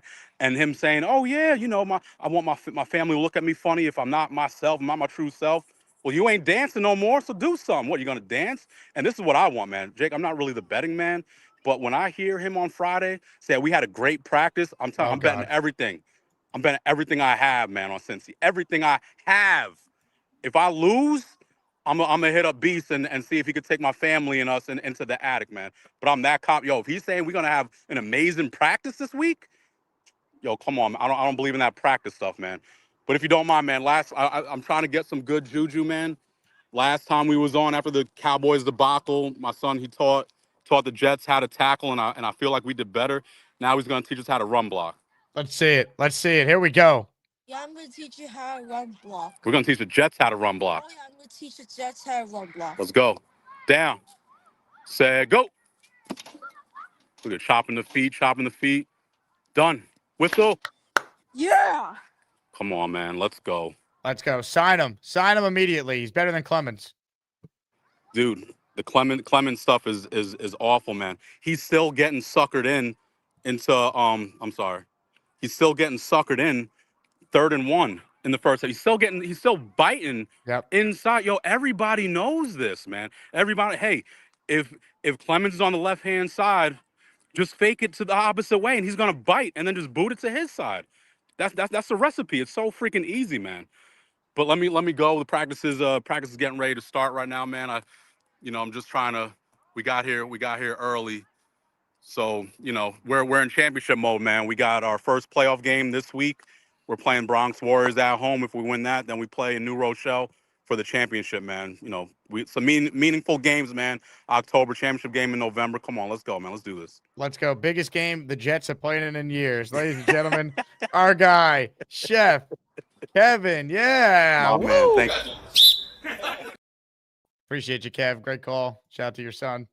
Hit the like button if you guys are in. We got over 600 of you in here. Again, I just want to thank the audience, man. The show would not be possible without everyone who watches every day. A team that has not won more than 7 games in 10 years.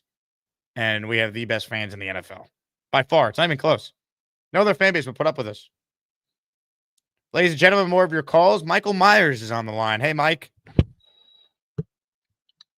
Jake, I got a phone call. I'm here to end the Jets' misery, to end their season, to end all the Jets' pain, all the fans, as soon as I find that bitch of a sister of mine. Jake, I am the maniac in Asmaniacs. We need to end the pain, and I'm the guy to do it. Point me in the right direction.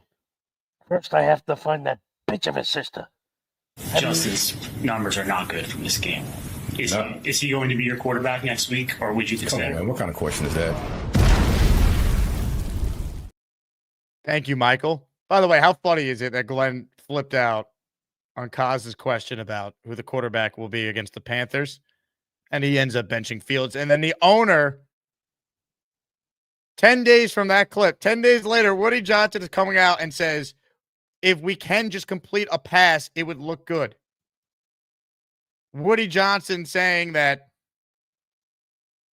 it's hard when you have a quarterback with a rating that he's got. The question is he referring to his quarterback rating or Madden rating? Cheap shot. Had to do it. This team sucks. But seriously, we went from Glenn being pissed at a reporter for a totally reasonable question to what, 10, 11 days later, the owner saying that our quarterback can't complete a pass? Unbelievable. Team Curry is next. He was at the event Sunday with the Asmaniacs. What's up, Mr. Curry? Oh, we can't hear you, Curry. Call back and we'll get you on. We'll figure out your audio issues. Let's say hello to the Chuck Wagon. Hello, Chuck. Hey, Jake. Earlier when you said which quote, 1, 2, or 3 was the best, I would say I think Brees Hall's is still better for the quotes. And it was a very also, good quote. Yes, it was. Yeah, that's that's a very good quote.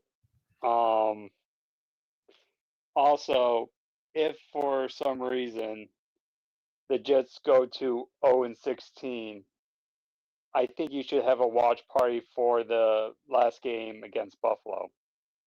History would be on the line.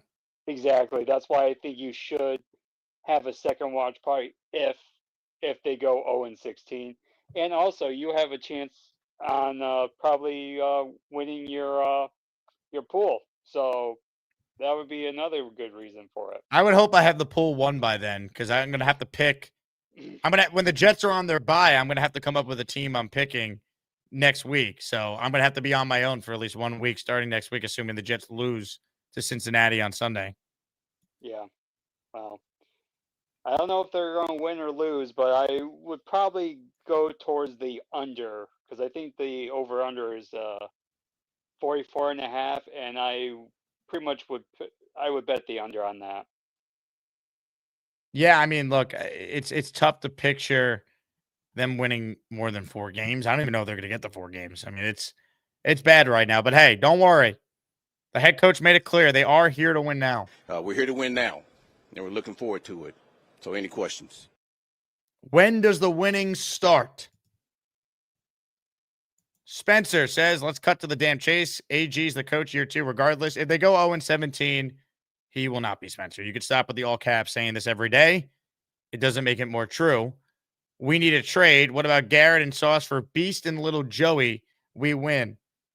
Ladies and gentlemen, to respond to this for the first time since he thought Garrett Wilson had a great game during the Jets' loss on Sunday, we say hello to...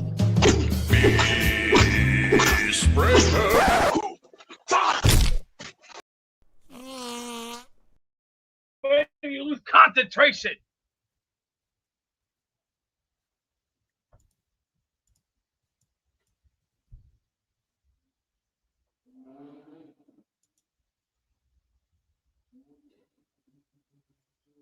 Nobody gives a shit. All right, let's keep moving. Team Curry, we're coming back to you. Can we hear you? We cannot. Wonderful. Let's go to someone who's always ready to bring it.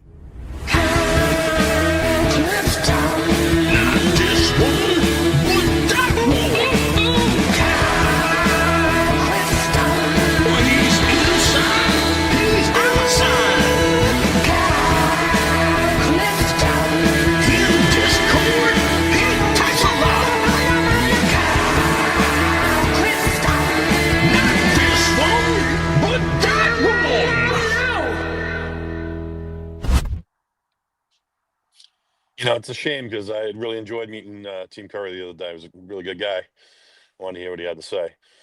But, you know, Michael Myers, 13, 14, 15 movies. I never heard him speak before, and he's incredibly verbose today. It was pretty interesting. Very salient points. Yes. If you, Woody Johnson, you had a magic cash register that printed money, would you sell it? No, because you know what's amazing? The Jets have been so god-awful, And I think when Woody Johnson bought the franchise at the time, it was like the most expensive purchase in sports. I'll look up what he bought the Jets for compared to what they're worth now. Literally, like he's been the worst owner in the NFL as far as like win-loss record over the last 15 years, right? Like no playoff appearances, all that. And his franchise has probably tripled in value during this playoff drought alone. It's more than that. I'm almost positive. Yeah. These rich guys, they can't get out of their own way. I don't know what it is about, I guess if you didn't make your own money, like you don't ever think about consequences. But what you said about, losing the locker room, throwing, one of their own under the bus, that's a real thing. So like, he's after, 25 years of owning the team, you would think he would know better by now. Apparently not. It's a great deal of it's a source of a great frustration to me to hear him say stuff like that. Although I am glad that he did take the high road vis-a-vis Rodgers. There's no way to win that. Because I'm quite frankly surprised that Woody ended up speaking to the media. Like in a season like this, you'd think he'd be ducking and running for cover, and that's kind of like the benefit of being the owner. You don't have to talk if you don't want to. But Rodgers has a platform. He's out there on McAfee. He'll get a lot of airplay if he says anything. So it makes absolutely no sense for him to engage with Rodgers. Glenn's got to go. Like not this season. We're paying him. I understand. Woody would be reluctant to, since he's already paying Saleh. You got to give him the full season to see if somehow there was a miracle turnaround. We know there won't be. But you're not going to be able to draw the coaches here if you fire somebody mid-season. But it's not a bad idea to start thinking about the other solutions at this point. And who was going to mesh well with the top quarterbacks? I don't know if you happen to see today that Moore, the quarterback from Oregon, he signed a big NIL deal. So what's the thought? He might not come out. Is that the thought process? Well, that would be my thought. I didn't see it. I saw it on Athlon. So, Here's the thing, though, Kyle. Any quarterback that is considered to be a top 10 guy, they're going to come out because a lot of these players are going to see what happened with Drew Aller at Penn State. And they're not going to risk it. If you're considered a first-round guy, come out and get the money and be a first-round pick because you never know what happens if you stay in school another year. Right. I suppose there's that. I mean, there's no guarantee he would be a top 5 pick, though, right? No, I don't think anyone's a guarantee to be a top 5 pick at this point. Even Mendoza, like he's the flavor of the month right now. It was Sellers going into the year. Like we still got a lot of college football to be played.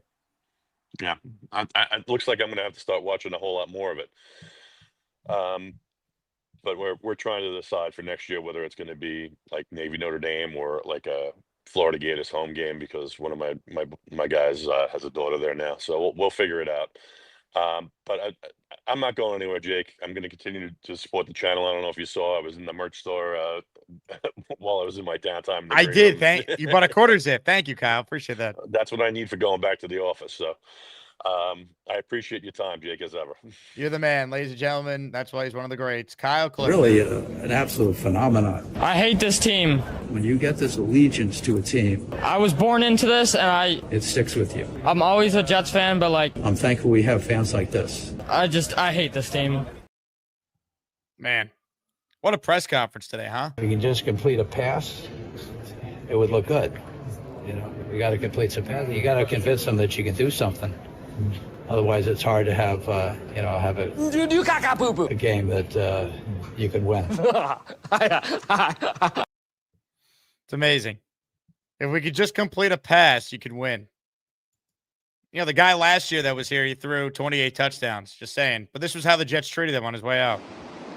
I meet with the coach. We start talking. He runs out of the room. I'm like, that's kind of strange. I was like, then he comes back with the GM. And I'm like, all right. So we sit down in the office. And I think we're going to have this long conversation. I've flown across the country. And 20 seconds in, he goes, I mean, literally, I'm talking to the GM about something, and he leans to the edge of his seat and goes, so do you want to play football? And I was like, yeah, I'm interested.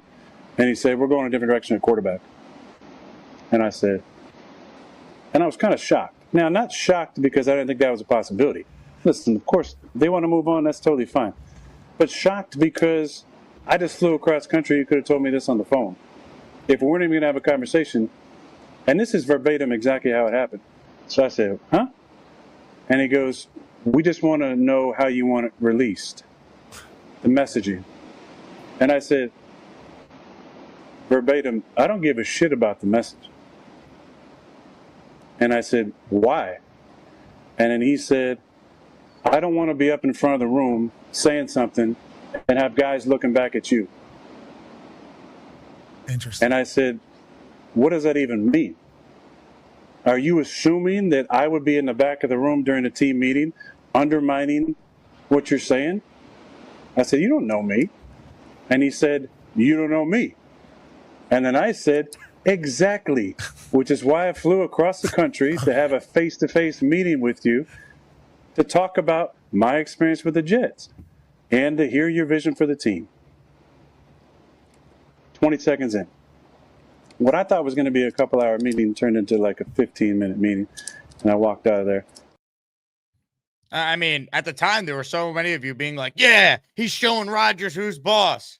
That all sounds good, but now you got to back it up by winning games, right? And Rodgers is 4-2, and Aaron Glenn is 0-7. And the owner today is talking about Justin Fields and says if we can just complete a pass, it would look good. That's where this team is at.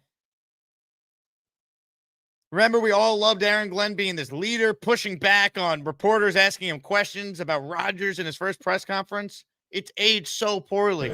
Will Aaron Rodgers be your quarterback? You're going to continue to ask me the same question. I'm going to get the same answer. We're still in evaluation mode. So for anybody else going to ask that, I'm going to give you the same answer. So don't waste your time. We're clear. Well, let's answer that. What do you look for in a quarterback? Like, what's an Aaron Glenn quarterback? A winner. A winner. Mental and physical toughness. When you talk about that, you're not going to get me.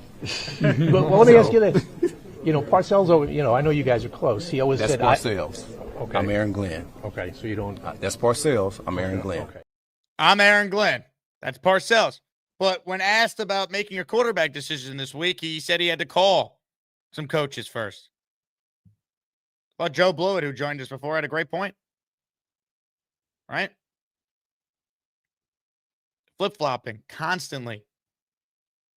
We're here to win now. Right? Remember he said that? We're here to win now, and we're looking forward to it. So any questions? Well, now he's sounding like Robert Saleh because just like Saleh, he's not winning. Could always beat the narrative of same old Jets, but it's not. But I know this: they're not the same old Jets. Everyone wants things now. It's the instant coffee age, but at the same time, we're grinding. Here's what I do know: I know this is an instant coffee league. I know from the media to the fans, everybody expects this. You know, when you just start, okay, we're going to the Super Bowl, but we've all played Legos before. We'll watch the tape. Watch the tape. This fan base deserves so much more, man. No fan base in professional sports gets a worse ROI than the New York Jet fan. For me personally, being able to ask other coaches that have been in a situation, how would they handle that?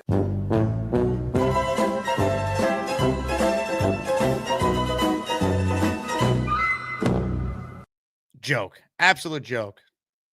Back to your calls. Team Curry, maybe third time's the charm. What's up, Mr. Curry? Can you hear me? Yes, sir. We got you. Just want to say thank you guys for keeping me company on the ride back from New Jersey back to Buffalo. Made it a lot smoother ride coming back from that game. I mean, just as Jake says all the time, it's like it's fun until 1 o'clock. And then to have them put on that type of performance, I have no words. Okay. Just one quick Jet point real quick before I talk about all the fun stuff. Aaron Glenn doesn't have the it factor. We've seen it in week 1, like, oh, this could be something. And then every week afterwards, it's like he is not it. The only it that he does and makes me want to do is spit, make the team quit, because his coaching really just ain't shit. It's just not. Those are the only its he is. He is the pimple that needs to be popped at the end of the season and get rid of that zit, because that's about it. Now, enough of that crazy bull crap game. The bag, baby. The bag. I got them signatures on there, man. Listen, if you haven't been to a Jake Asman, Nick Shine event, bro, you are doing yourself a disservice. I got the man himself, Mr. Jake. I was gonna say Zach right above here. The Wepa Queen Genergy, baby. And even then, Kyle Clifton signed it. He was outside. It's silver if you can't read it. Like, this right here is the reason why this fan base is freaking awesome. Everybody who signed this bag, there are some people I didn't get to sign this bag, but because I had to take it easy, because my man Nate, shout out to Nate, bro. That's the dude right there. Nate is the dude right there. That sunrise had to sit my ass down real quick. So I missed a couple of people, and I think I left before Beningo came and Tommy and all that stuff. But I got the people that I needed to have. Hi, Jay Graves. How's it going?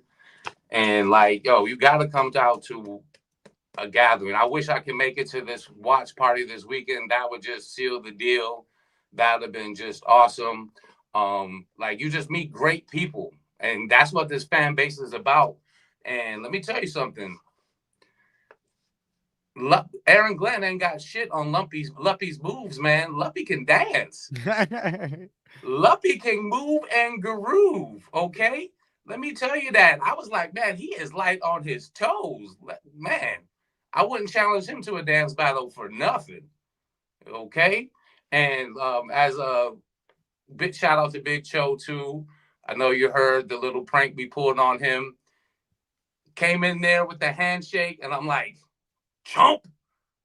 And then the handshake we were like, yeah, it's nice to meet you. And it slowly got to this, and I felt that heart beating in his hands and stuff. I was like, no, Joe. It's just me. It's Team Curry, man. I'm not Georgie. I love you, bro.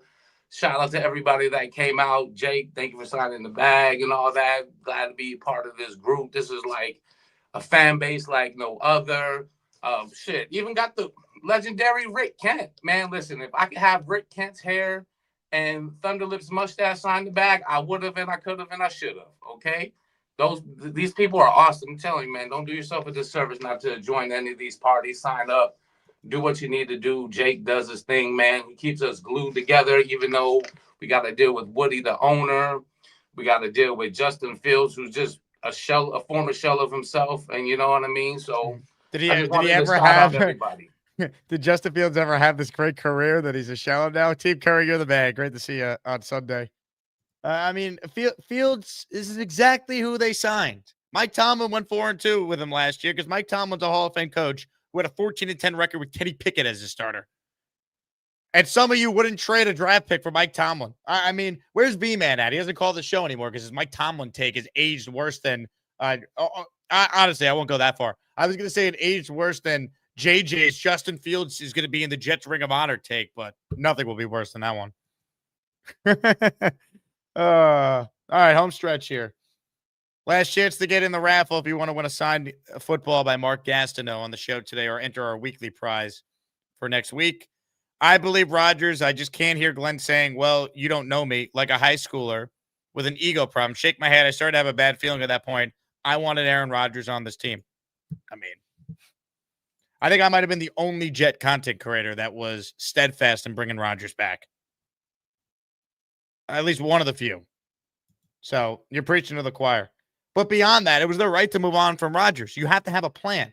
And they were so arrogant and told us their plan was Fields, and he can't play. Like, that's the problem. Don't tell me how great Justin Fields is going to be, and he stinks.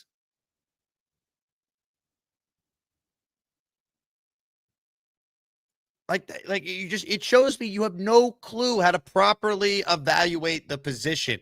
And we've seen he has no clue on how to manage the position. Because if he had benched Fields at halftime in London, they have a win right now. And they're not the only team in professional football without a win. We're not doing draft talk. If Aaron Glenn had this team ready to go or made the right roster decision with Xavier Gibson, for example, in week 1, they'd have a few wins right now. Instead, it's draft talk, baby. I mean, think about how the mighty has fallen for Aaron Glenn. The owner today said, if we can just complete a pass, it would look good. Talking about Justin Fields, who this regime signed to $30 million guaranteed. Because here's the thing, right? This is why I think Woody could definitely change his mind if they go to Tyrod and it still looks terrible. Woody didn't blame Glenn for anything. He blamed the quarterback. Well, Glenn had everything to do with the quarterback being here. But I think Woody's also going to be patient with Glenn in season because I think Woody didn't want Aaron Rodgers back either. So he can't kill Glenn for getting rid of Rodgers when he probably directed Aaron Glenn get rid of Rodgers. Now, he could say, all right, Justin Fields, it hasn't worked out. But if they go to Tyrod Taylor and they still keep losing, look at the quote there. It looks like he's turning around parts of it, but it's hard when you have a quarterback with the rating he's got. So basically saying, because Fields is so bad, you can't expect Aaron Glenn to win. Well, Tyrod is better, but they're still losing because of what happens with his coach or the defense goes back to being bad. Then Glenn's out of excuses. But we went from Aaron Glenn pumping up Justin Fields to if he can just complete a pass, it would look good. This was Aaron Glenn in June. He can galvanize a group of men. Listen, obviously he's a talented player, and listen, I'm happy that I have him as my quarterback. I really am, because I think the sky's the limit for this player. I really do. Listen, I'm not going to go out there and say that he's the next Joe Namath or anything like that, but I will tell you what, man, he's going to be a good player for us, and I'm excited what he's going to do for us this season. I really hope Woody Johnson is like, wait a second, what happened?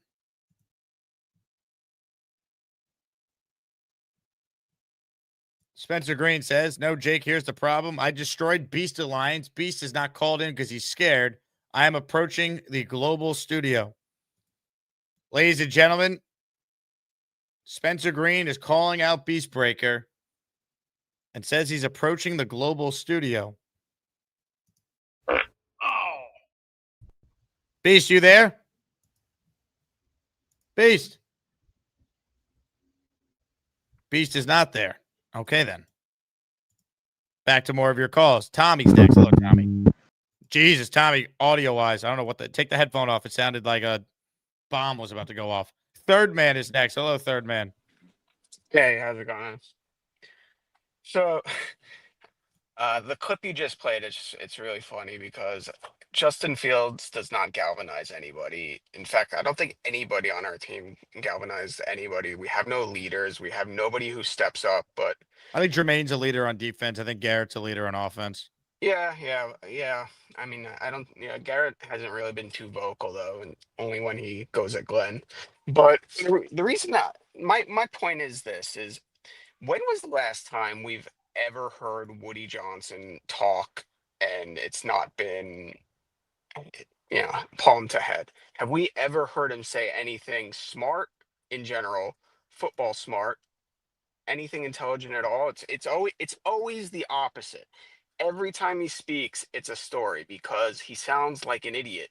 He's honestly the dumbest rich man I've ever heard talk, ever.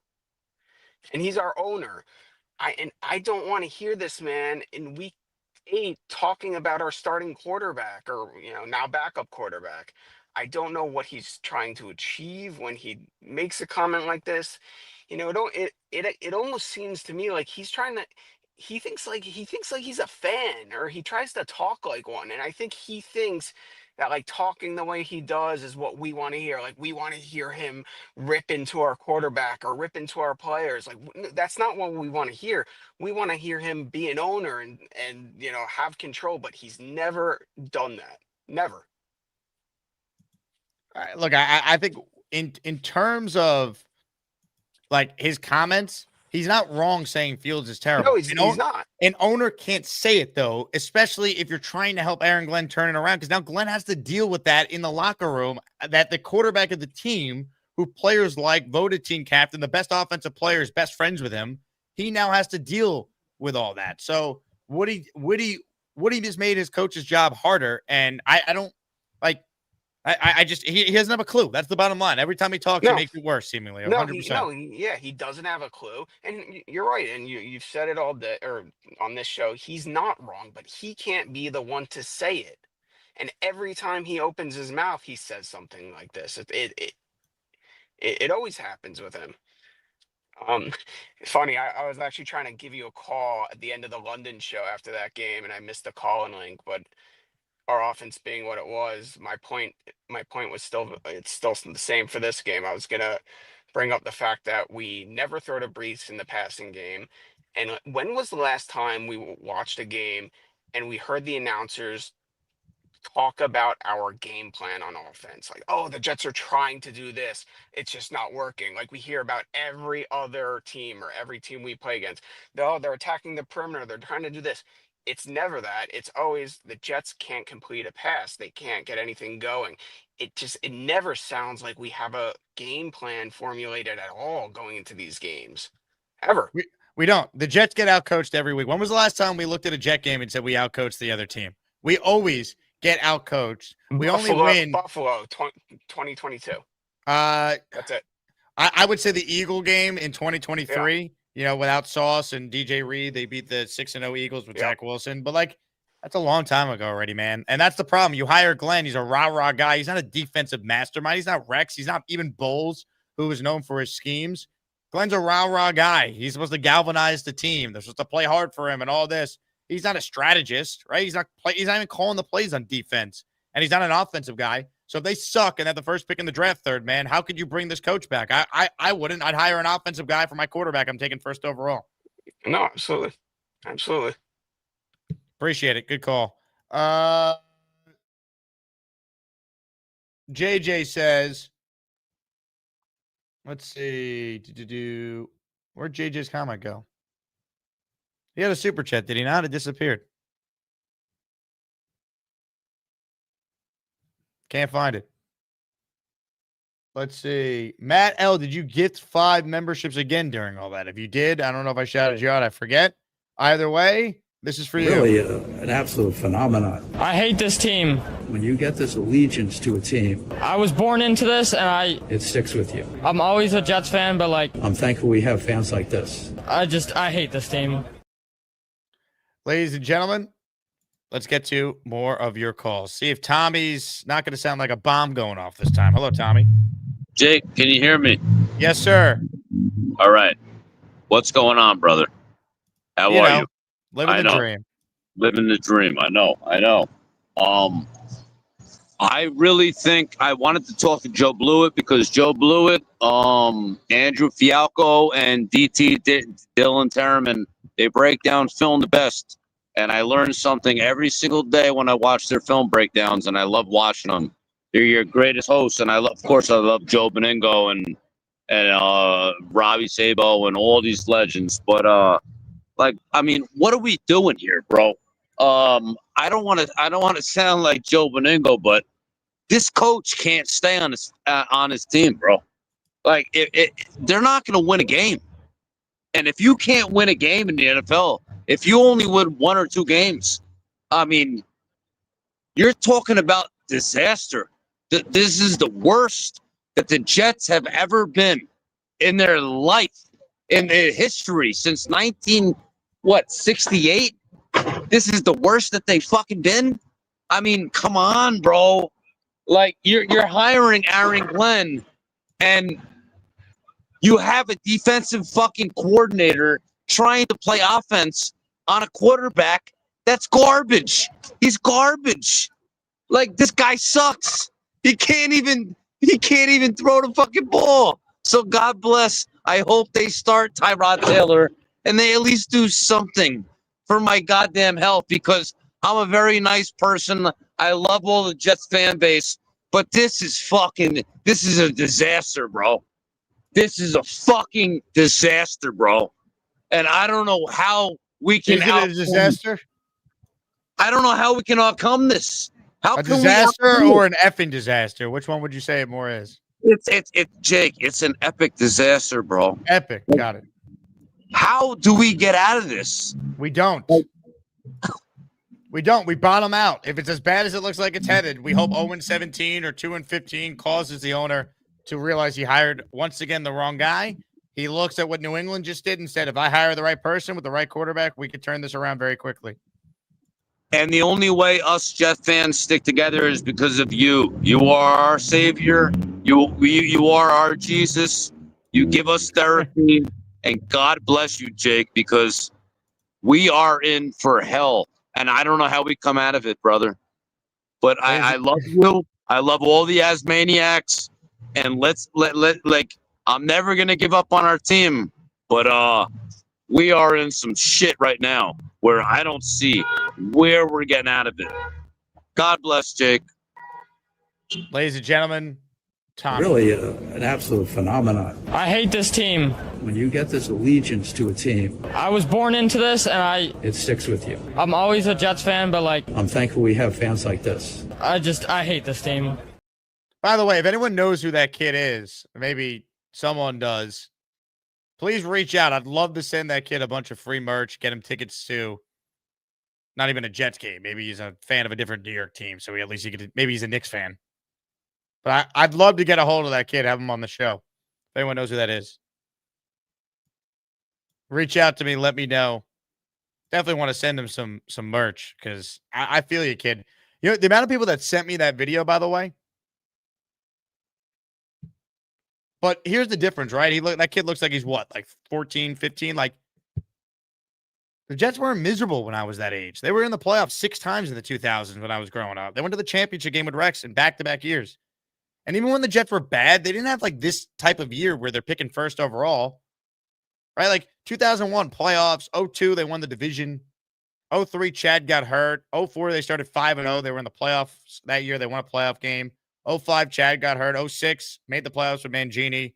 07 was just a wash year. 08 they got Favre. It started great, then he got hurt, but they were 8-3. Like you had hope. Rex, Sanchez, 09 and 10. 2011 was 8-8. From 2000 to 2016, the Jets never had back-to-back losing seasons. Like they weren't a dumpster fire. They're like here's what I'll say about Woody. As bad of an owner as he is, he's also the owner that oversaw the period of most success in the franchise's history, as far as times making the playoffs and finishing above 500. Because the Jets had the Namath years and they won the Super Bowl. The 70s were awful.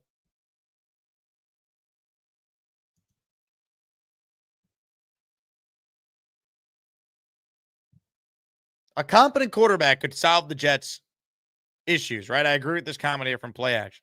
Won't make everything perfect, but to get that competent quarterback, you're going to have to draft them, and that's why you need a real coach.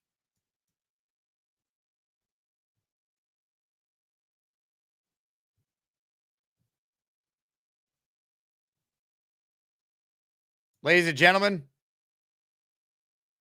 Ralphie is up next. Hello, Ralphie Rocks. Hey, how are you, Jake? How was watching the Jets in London, Ralphie? A nice sweatshirt. Thank you. A great experience. I saw Will Parkinson, went to the pub meetup that he had. That was great. The seats were great. The game sucked, but that's to be expected as a Jets fan. I'm sorry that you had to experience that debacle in person because yeah, I went last year and that flight back after an L is brutal. Seeing Katy Perry with my wife was actually better than the Jet game. So that's kind of sad. But what I wanted to bring up is I hope they don't just blow up this team because I feel like there's a lot of good pieces and we're sort of on the verge. The defense is playing great. I think Quinnen Williams is playing at a Pro Bowl clip. I think Jermaine Johnson is really good. I wouldn't even mind. I sent a super chat last couple of days ago saying it'd be great if they tried to extend him like they did Garrett Wilson and Sauce. So we've lost a lot of close games, and obviously we have a rookie coach who doesn't seem like he knows what he's doing, and we probably have the worst starting quarterback in the league, and we're kind of almost right there. We're playing ugly, but they're close games. So think we have some good pieces. You know, I've You gone better not from trade Jermaine, though. There's some rumors that they're listening to offers on him. I think it'd be a huge mistake to trade Jermaine Johnson. That's I really crazy since they have the extension, the extra year on him. That would be crazy. He's under control under a rookie contract. Even that extra year, I think it's still an average that's a lot cheaper than what he would be if he was on the open market. So that's kind of silly to give that to somebody else. And even Quinton Williams, I know people come on the show and say he's pretty cheap, I guess after this year. But I mean, he's playing at a very good pace. I mean, we're without Quincy. The defense is still playing great. So, that's the one thing I want to say. I mean, I was a season ticket holder from 2000 to 2009. And when I gave up the tickets because of the charges that the seat licenses, I got out of there because I had 4 seats together. PSLs. Yeah, One of the biggest exactly. ripoffs in the history of sports, PSLs. Yeah, so I didn't fall for that. When I got a call after 9 years saying I'm your personal seat, ticket person, I'm like, I never had anybody like that before. How much is it going to cost me? And when they said $20,000 just to have the 4 seats, I'm like, I had one home playoff game and it was a glorious game. I think 41-0 over Peyton Manning, but there's no way that I was going to pay $20,000 travel from Port Washington at the time. And I was missing games anyway because my kids were playing travel sports. So, but I was really nervous after that because the Jets were good.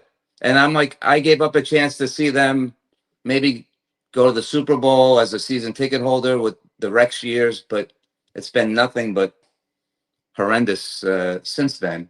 So I'm hoping they turn it around. And like I said, I think the defense is really good. I mean, you got the AZ Thomas, Malachi Moore, young guys to what we have. It's just we have a coach who's not very good right now, and quarterback play stinks. So It's true. The defense has been better, obviously, the last 2 games. They were very good in London. This past game, I mean, they didn't have any real sacks. They didn't have a turnover. They were good. I mean, you allow 13 points, you should win. But I think a lot of that had to do with the opponent. Let's see how they look this week, right? Yeah. They're going to let Joe Flacco torch them. I mean, if Sauce doesn't play, that's a tough matchup. AZ Thomas is going to be tested right away. Let's see how he does. Yeah. And Sunday, I ran a marathon, and I heard you after the game, and I think I was feeling better than you were after running 26.2 miles at 58 years old, and you were having to watch what was going on. And I'm telling you, it sounded terrible on the radio. My wife was driving me home after running 26 miles. It took me 5 hours and 20 minutes. But I was half comatose in the car going home. And it didn't, when there was a sack on Justin Fields, I think it was maybe at the very end of the half. This is why he didn't take his timeouts, the last timeout. And there was I heard a lot of cheers going on from the radio section. I guess you say it was a lot of apathy from the Jet fans, but sad for home games. And a team like Carolina, it's not like Pittsburgh or Dallas that have a lot of Jet fans here in the New York area. Yeah, I didn't think there were like a ton of Panthers fans there, Ralphie. Good call, and shout out to you for having to watch this debacle in London. To me, it was just like a lot of Jet fans left in the third quarter in a 1-score game. That's what was so crazy. It's like the and I don't blame anyone for leaving. Like, I'm not gonna tell anyone how to fan. Like, it was an unwatchable game. Like, I sat there and there was not one moment I could like high five like Bonesy, Nick, Rick Kent, Jay Graves, Big Phil, like everyone in front of me, behind me, like next to me. Like, I wanted nothing more than to pick Sonny Bonesy up in the air after a Jet touchdown. But like, there was nothing. So I don't blame anyone for leaving, but like, that's the state of this team right now. And the game day environment's a joke. Like, they just try and blast music to cover up for the fact that it's just dead.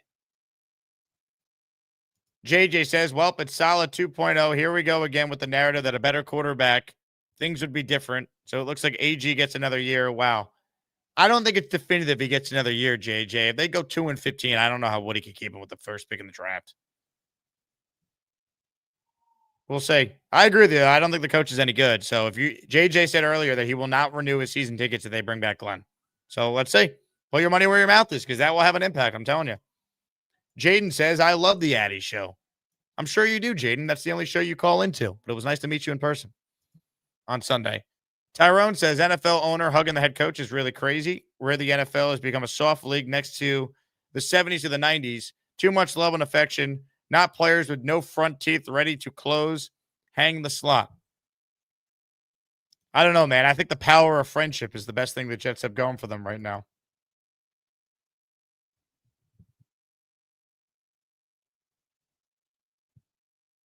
The power of friendship, baby. Who wants a hug from Woody Johnson? It will cost you $75. Just like parking was apparently $100 on Sunday.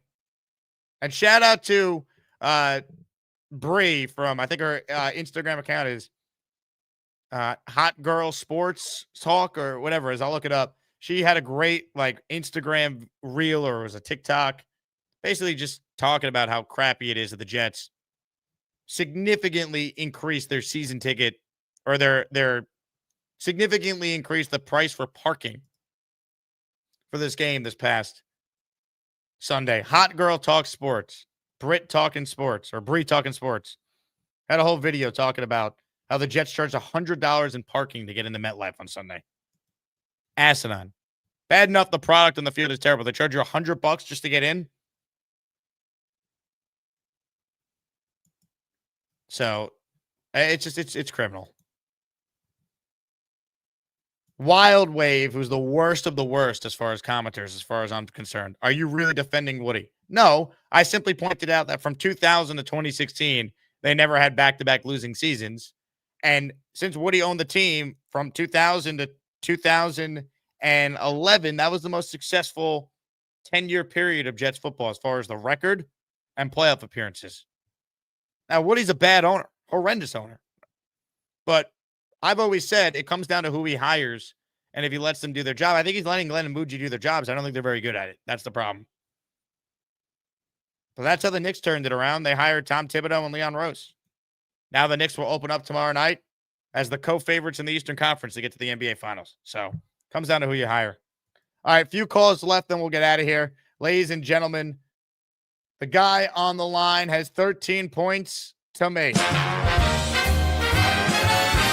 Get ready for Neil. He will make 13 points about the New York Jets and maybe hump a Patriots jersey. Get ready for Neil. He's probably smoking a big fat cigar and burning his house to the ground. That's Neil.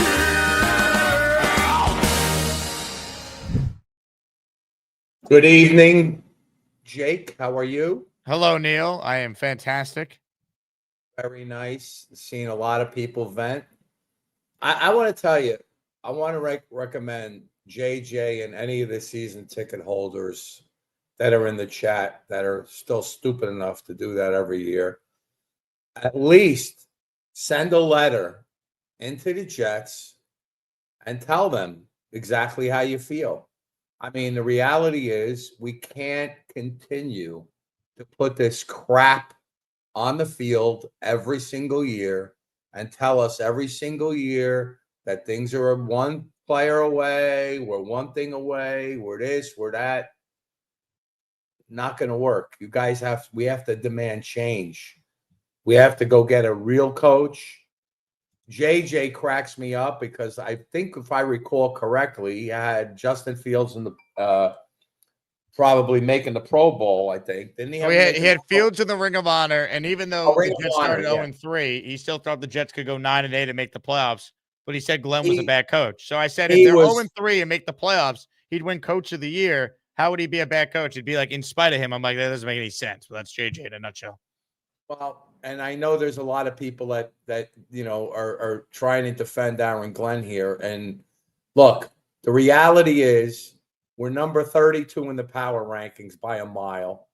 And we have 5 games against teams that are 20 to 32 in the power rankings as of today. So those 5 games, we better win 2 or 3 of them. Otherwise, we're going to be the ultimate basement dweller this year. And it's going to be a really, really sad situation at the end of the season. As far as Woody goes, you know, he paid $600 million for the team, $635 million in 2000. It's worth $6 billion or more. So he made a 10-timer on his investment. Not a bad return. So if he could, I really don't give a shit about what he thinks.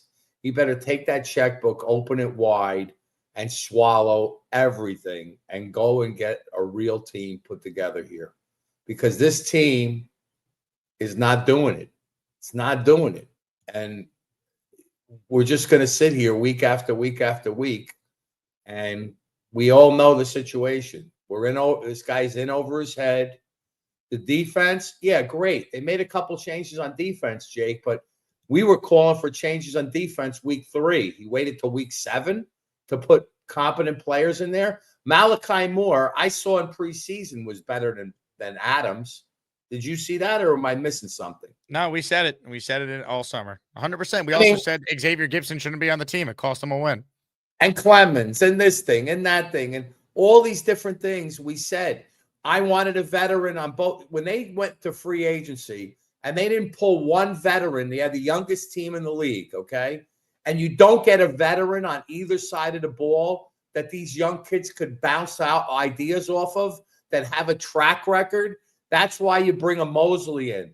That's why Rex brought leadership in from the Ravens and Bart Scott, smart guys that help to transition the scheme that he's looking to achieve. And there's nobody there that you could say has a platform to support Aaron Glenn.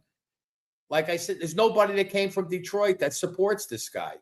You know, Gardner Johnson would have been the perfect guy. Big attitude, gets cut. He was an Aaron Glenn guy.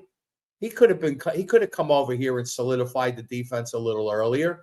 But here we are. We got a bunch of rookies. We got a bunch of young guys. The ship is not being steered by any leadership whatsoever. And because of that, we're going to see the same shit week in and week out. I don't see any changes that is going to make any of us believe that this team is going to win any kind of game. You know, they're not going to be competitive. I don't see it being competitive. Do you, Jake? I hate to say it. Look, I don't want to say we're not going to be competitive. I mean, we can't be that. I don't think they're going to go winless. You know, I think they're going to win a couple games here, but I have a very bad feeling about this game now because I really think Aaron Glenn, who I don't think is a good coach, his job is now harder because of his owner's comments today. I think when you destroy Justin Fields publicly the way Woody Johnson did, whether he's right or wrong, you can't scream like you're King Lowski and do that like, as if you're just a fan. You're the owner of the team. And he's a team captain, and your best player, Garrett Wilson, is very close with him. So, what does that do for the locker room? You think Garrett Wilson's busting his ass to come back and be healthy and play this week after he sees what the owner feels about his good friend? These are the things you start to wonder about. He's got to start Tyrod. We knew he was going to start Tyrod anyway. Now it's a lock after these comments. I just think I don't think Glenn's a good coach, but I think he just made Glenn's job harder by having to put out this potential fire in the locker room. But before you're about to go on the road and play a Bengals team that has 10 days to get ready to beat your ass on Sunday. So I think it's a really tough game for them to win now, for sure. It already was. Now it's harder.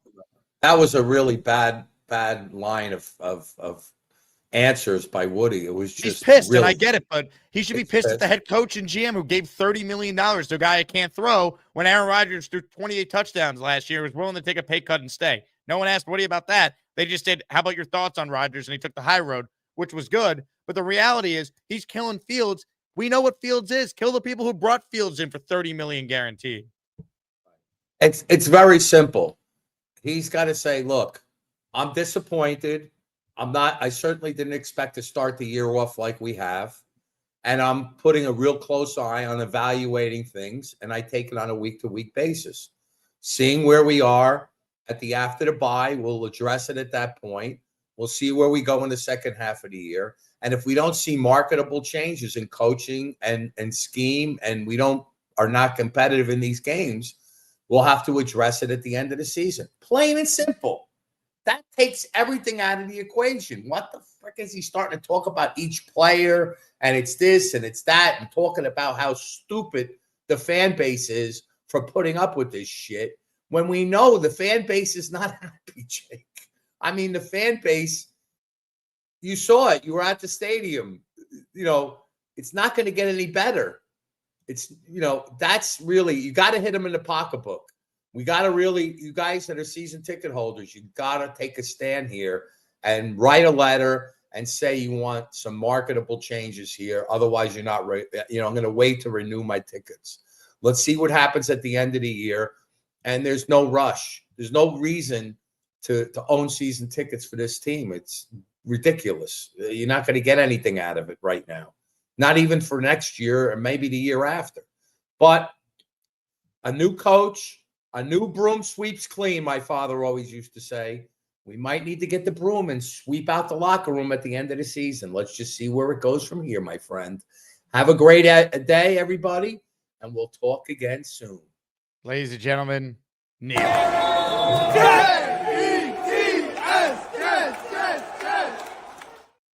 Now back to your daily scheduled programming with Dr. You could kiss my big ass. Woo!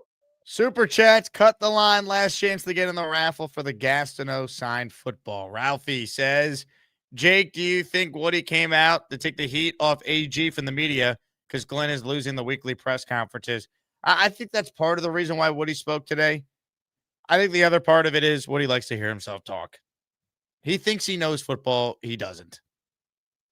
That's the big problem. Like, once again, if I was Woody Johnson, I would have advised him to simply say, nothing I say is going to make Jet fans feel better. We have unbelievable fans. We are working tirelessly to turn this around. I know it looks terrible, but I have faith in my head coach. Please give it time. And if you don't have any belief in us, that's understandable, but we're going to do everything in our power to try and win you back. That's it. Just acknowledge how bad it is. Don't try and give us the bullshit line of real Jet fans know what's going on. Yeah, we do know what's going on. We know your franchise is a dumpster fire.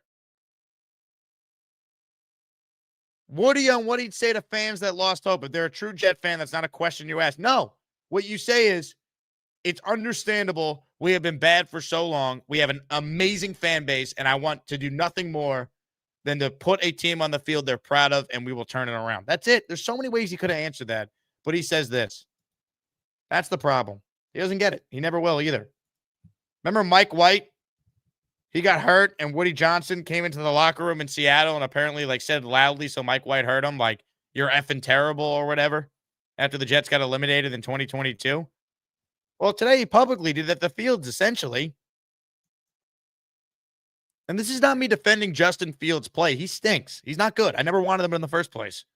I wanted him only if they moved on from Rodgers, because at least we could pretend like there was an upside of him being Darnold or Mayfield, even though those guys were way better than Fields ever was and were true pocket quarterbacks, whereas Fields can't throw. But that's besides the point. He's 26, upside, whatever. Fine. But you can't say, as the owner of the team, that our quarterback sucks ass. That's what he said. It puts you in a bad situation. Puts Glenn in a bad situation. You make his job harder. Ladies and gentlemen, earlier on in the show, Beast Breaker announced that he just got off the toilet. I meant to ask him about that. Beast, how'd it go? Burning. I felt like my ass was singing The Ring of Fire from Johnny Cash. Now, let me ask you this, Beast. No, enough about that. Garrett Wilson's performance on Sunday. What did you think of it? Not talking about that. What I'm going to talk about is this abysmal. Are you going to acknowledge that you messed that one up? What's better, me putting my head in the toilet or putting my head in the washing machine?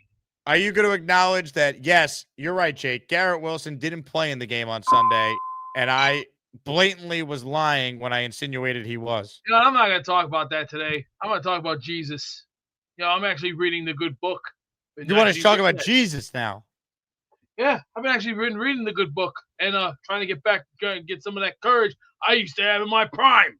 Let's talk about Garrett Wilson. Do you think he plays Sunday, Beast? We'll see. We'll see what happens. But what he said today, I think he made the right choice. But unfortunately, who said today? Justin Fields has to sit out the rest of the season. Garrett Wilson didn't speak today. He cannot hold. Garrett Wilson didn't speak today. So does that bother me? What's more better, me sitting on the toilet wiping my ass or putting up with idiots on steroids? Well, I'm glad you brought that up because on the Addy show, you apparently revealed a pair of your shit-stained underwear. We have photo evidence here. Care to comment on this? That's not shit stain. That was washed immediately. That That's doesn't all look washed to me. That looks yeah, shit-stained. You basically have no clue. That looks like a shit in the underwear, Beast. You know Looks what? like you shit your pants. You know what?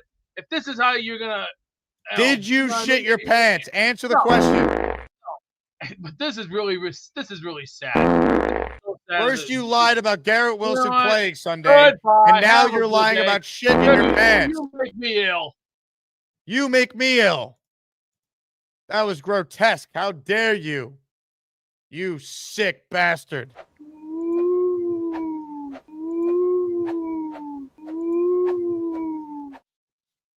In the past 2 days, Beast has lied about watching the Jet game Sunday and lied about crapping himself. Unbelievable. All right, I'm putting together the list of everyone qualified to win our Gastineau signed football.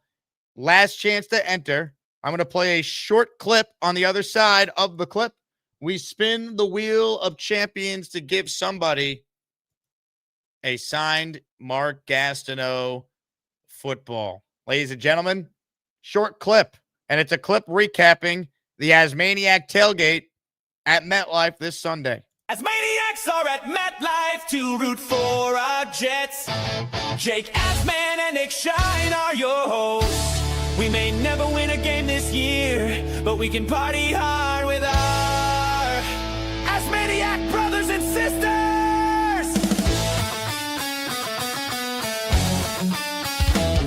Hey!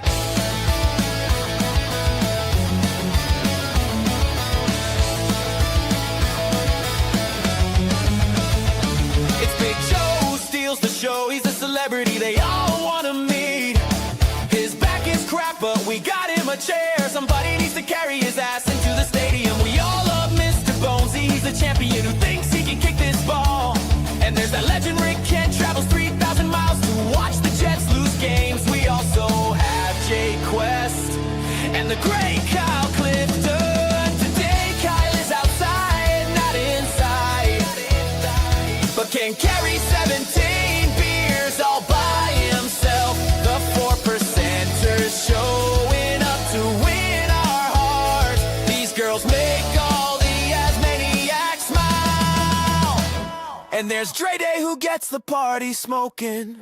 No, I mean literally smoking, cause he brings the kush. Hey, there's Mark Ferrero meeting all the Asmaniac legends. That Thunder Lips? That's a dope friggin' mustache. Holy shit, there's Papa Jet rocking his kick-ass beard. Nate brings the party volume up to 11. Basically because he had 11 drinks so far. Snowball is the best, and he loves our Jets. And then there's Lumpy Not Lumpy as Bobby Midnight calls him. We can't party without Lumpy. Is that a paper bag on PBM's head, man? Jake Asman and Nick Shine really know how to make us forget about how shitty the Jets are. Let's make MetLife rock with Asmaniac Green and pretend they are a good team for maybe a quarter. Asmaniacs roll!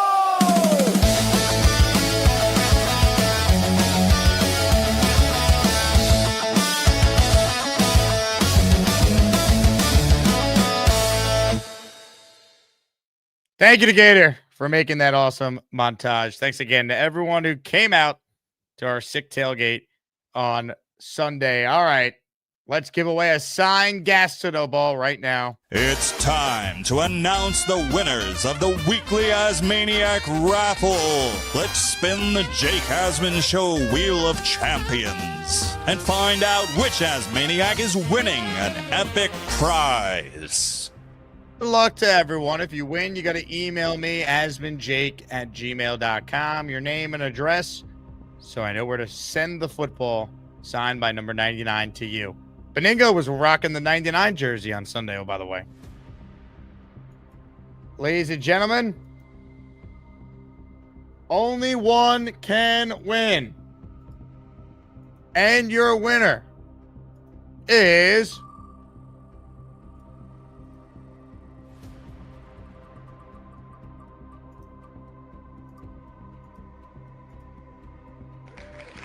Frank P. Congratulations to Frank P. Longtime Jet fan. He's your winner. Give him the Jet chant. Let's go, Frank. Congrats to you.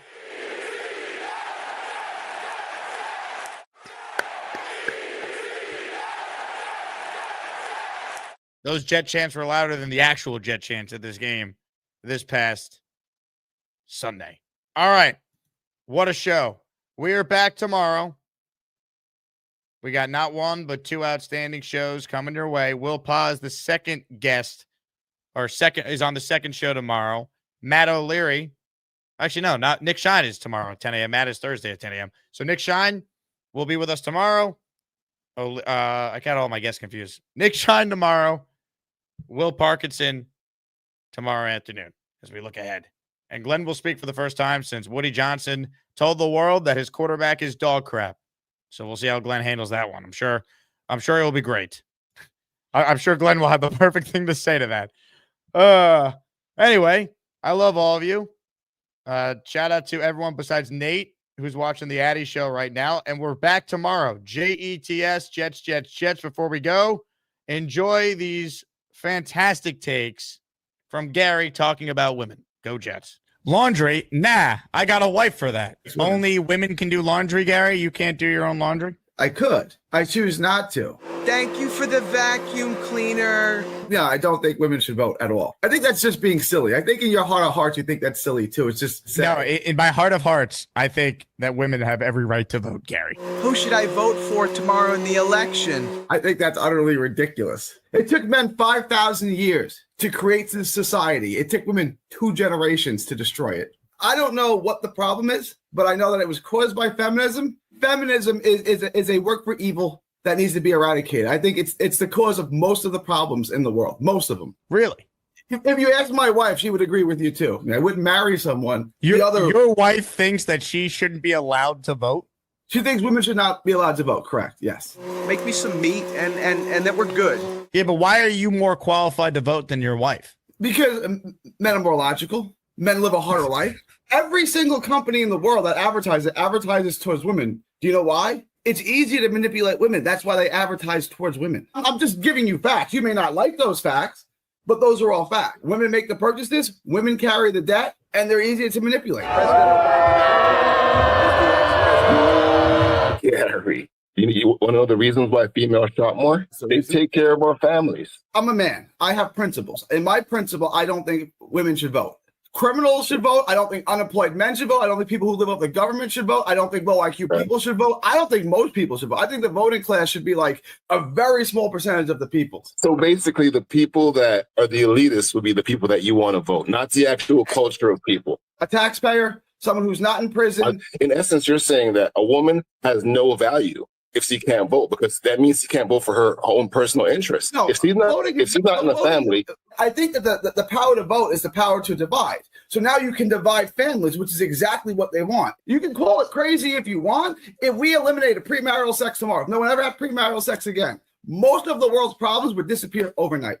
Women need to vacuum and shouldn't be allowed to vote. Yeah, ladies, you can do music. Oh, hi. Jake wants me to ask you to click on the like button. That's right, Lane. And if they don't subscribe to the Jake Asman Show, this team may never win another game. Let's go, Jets.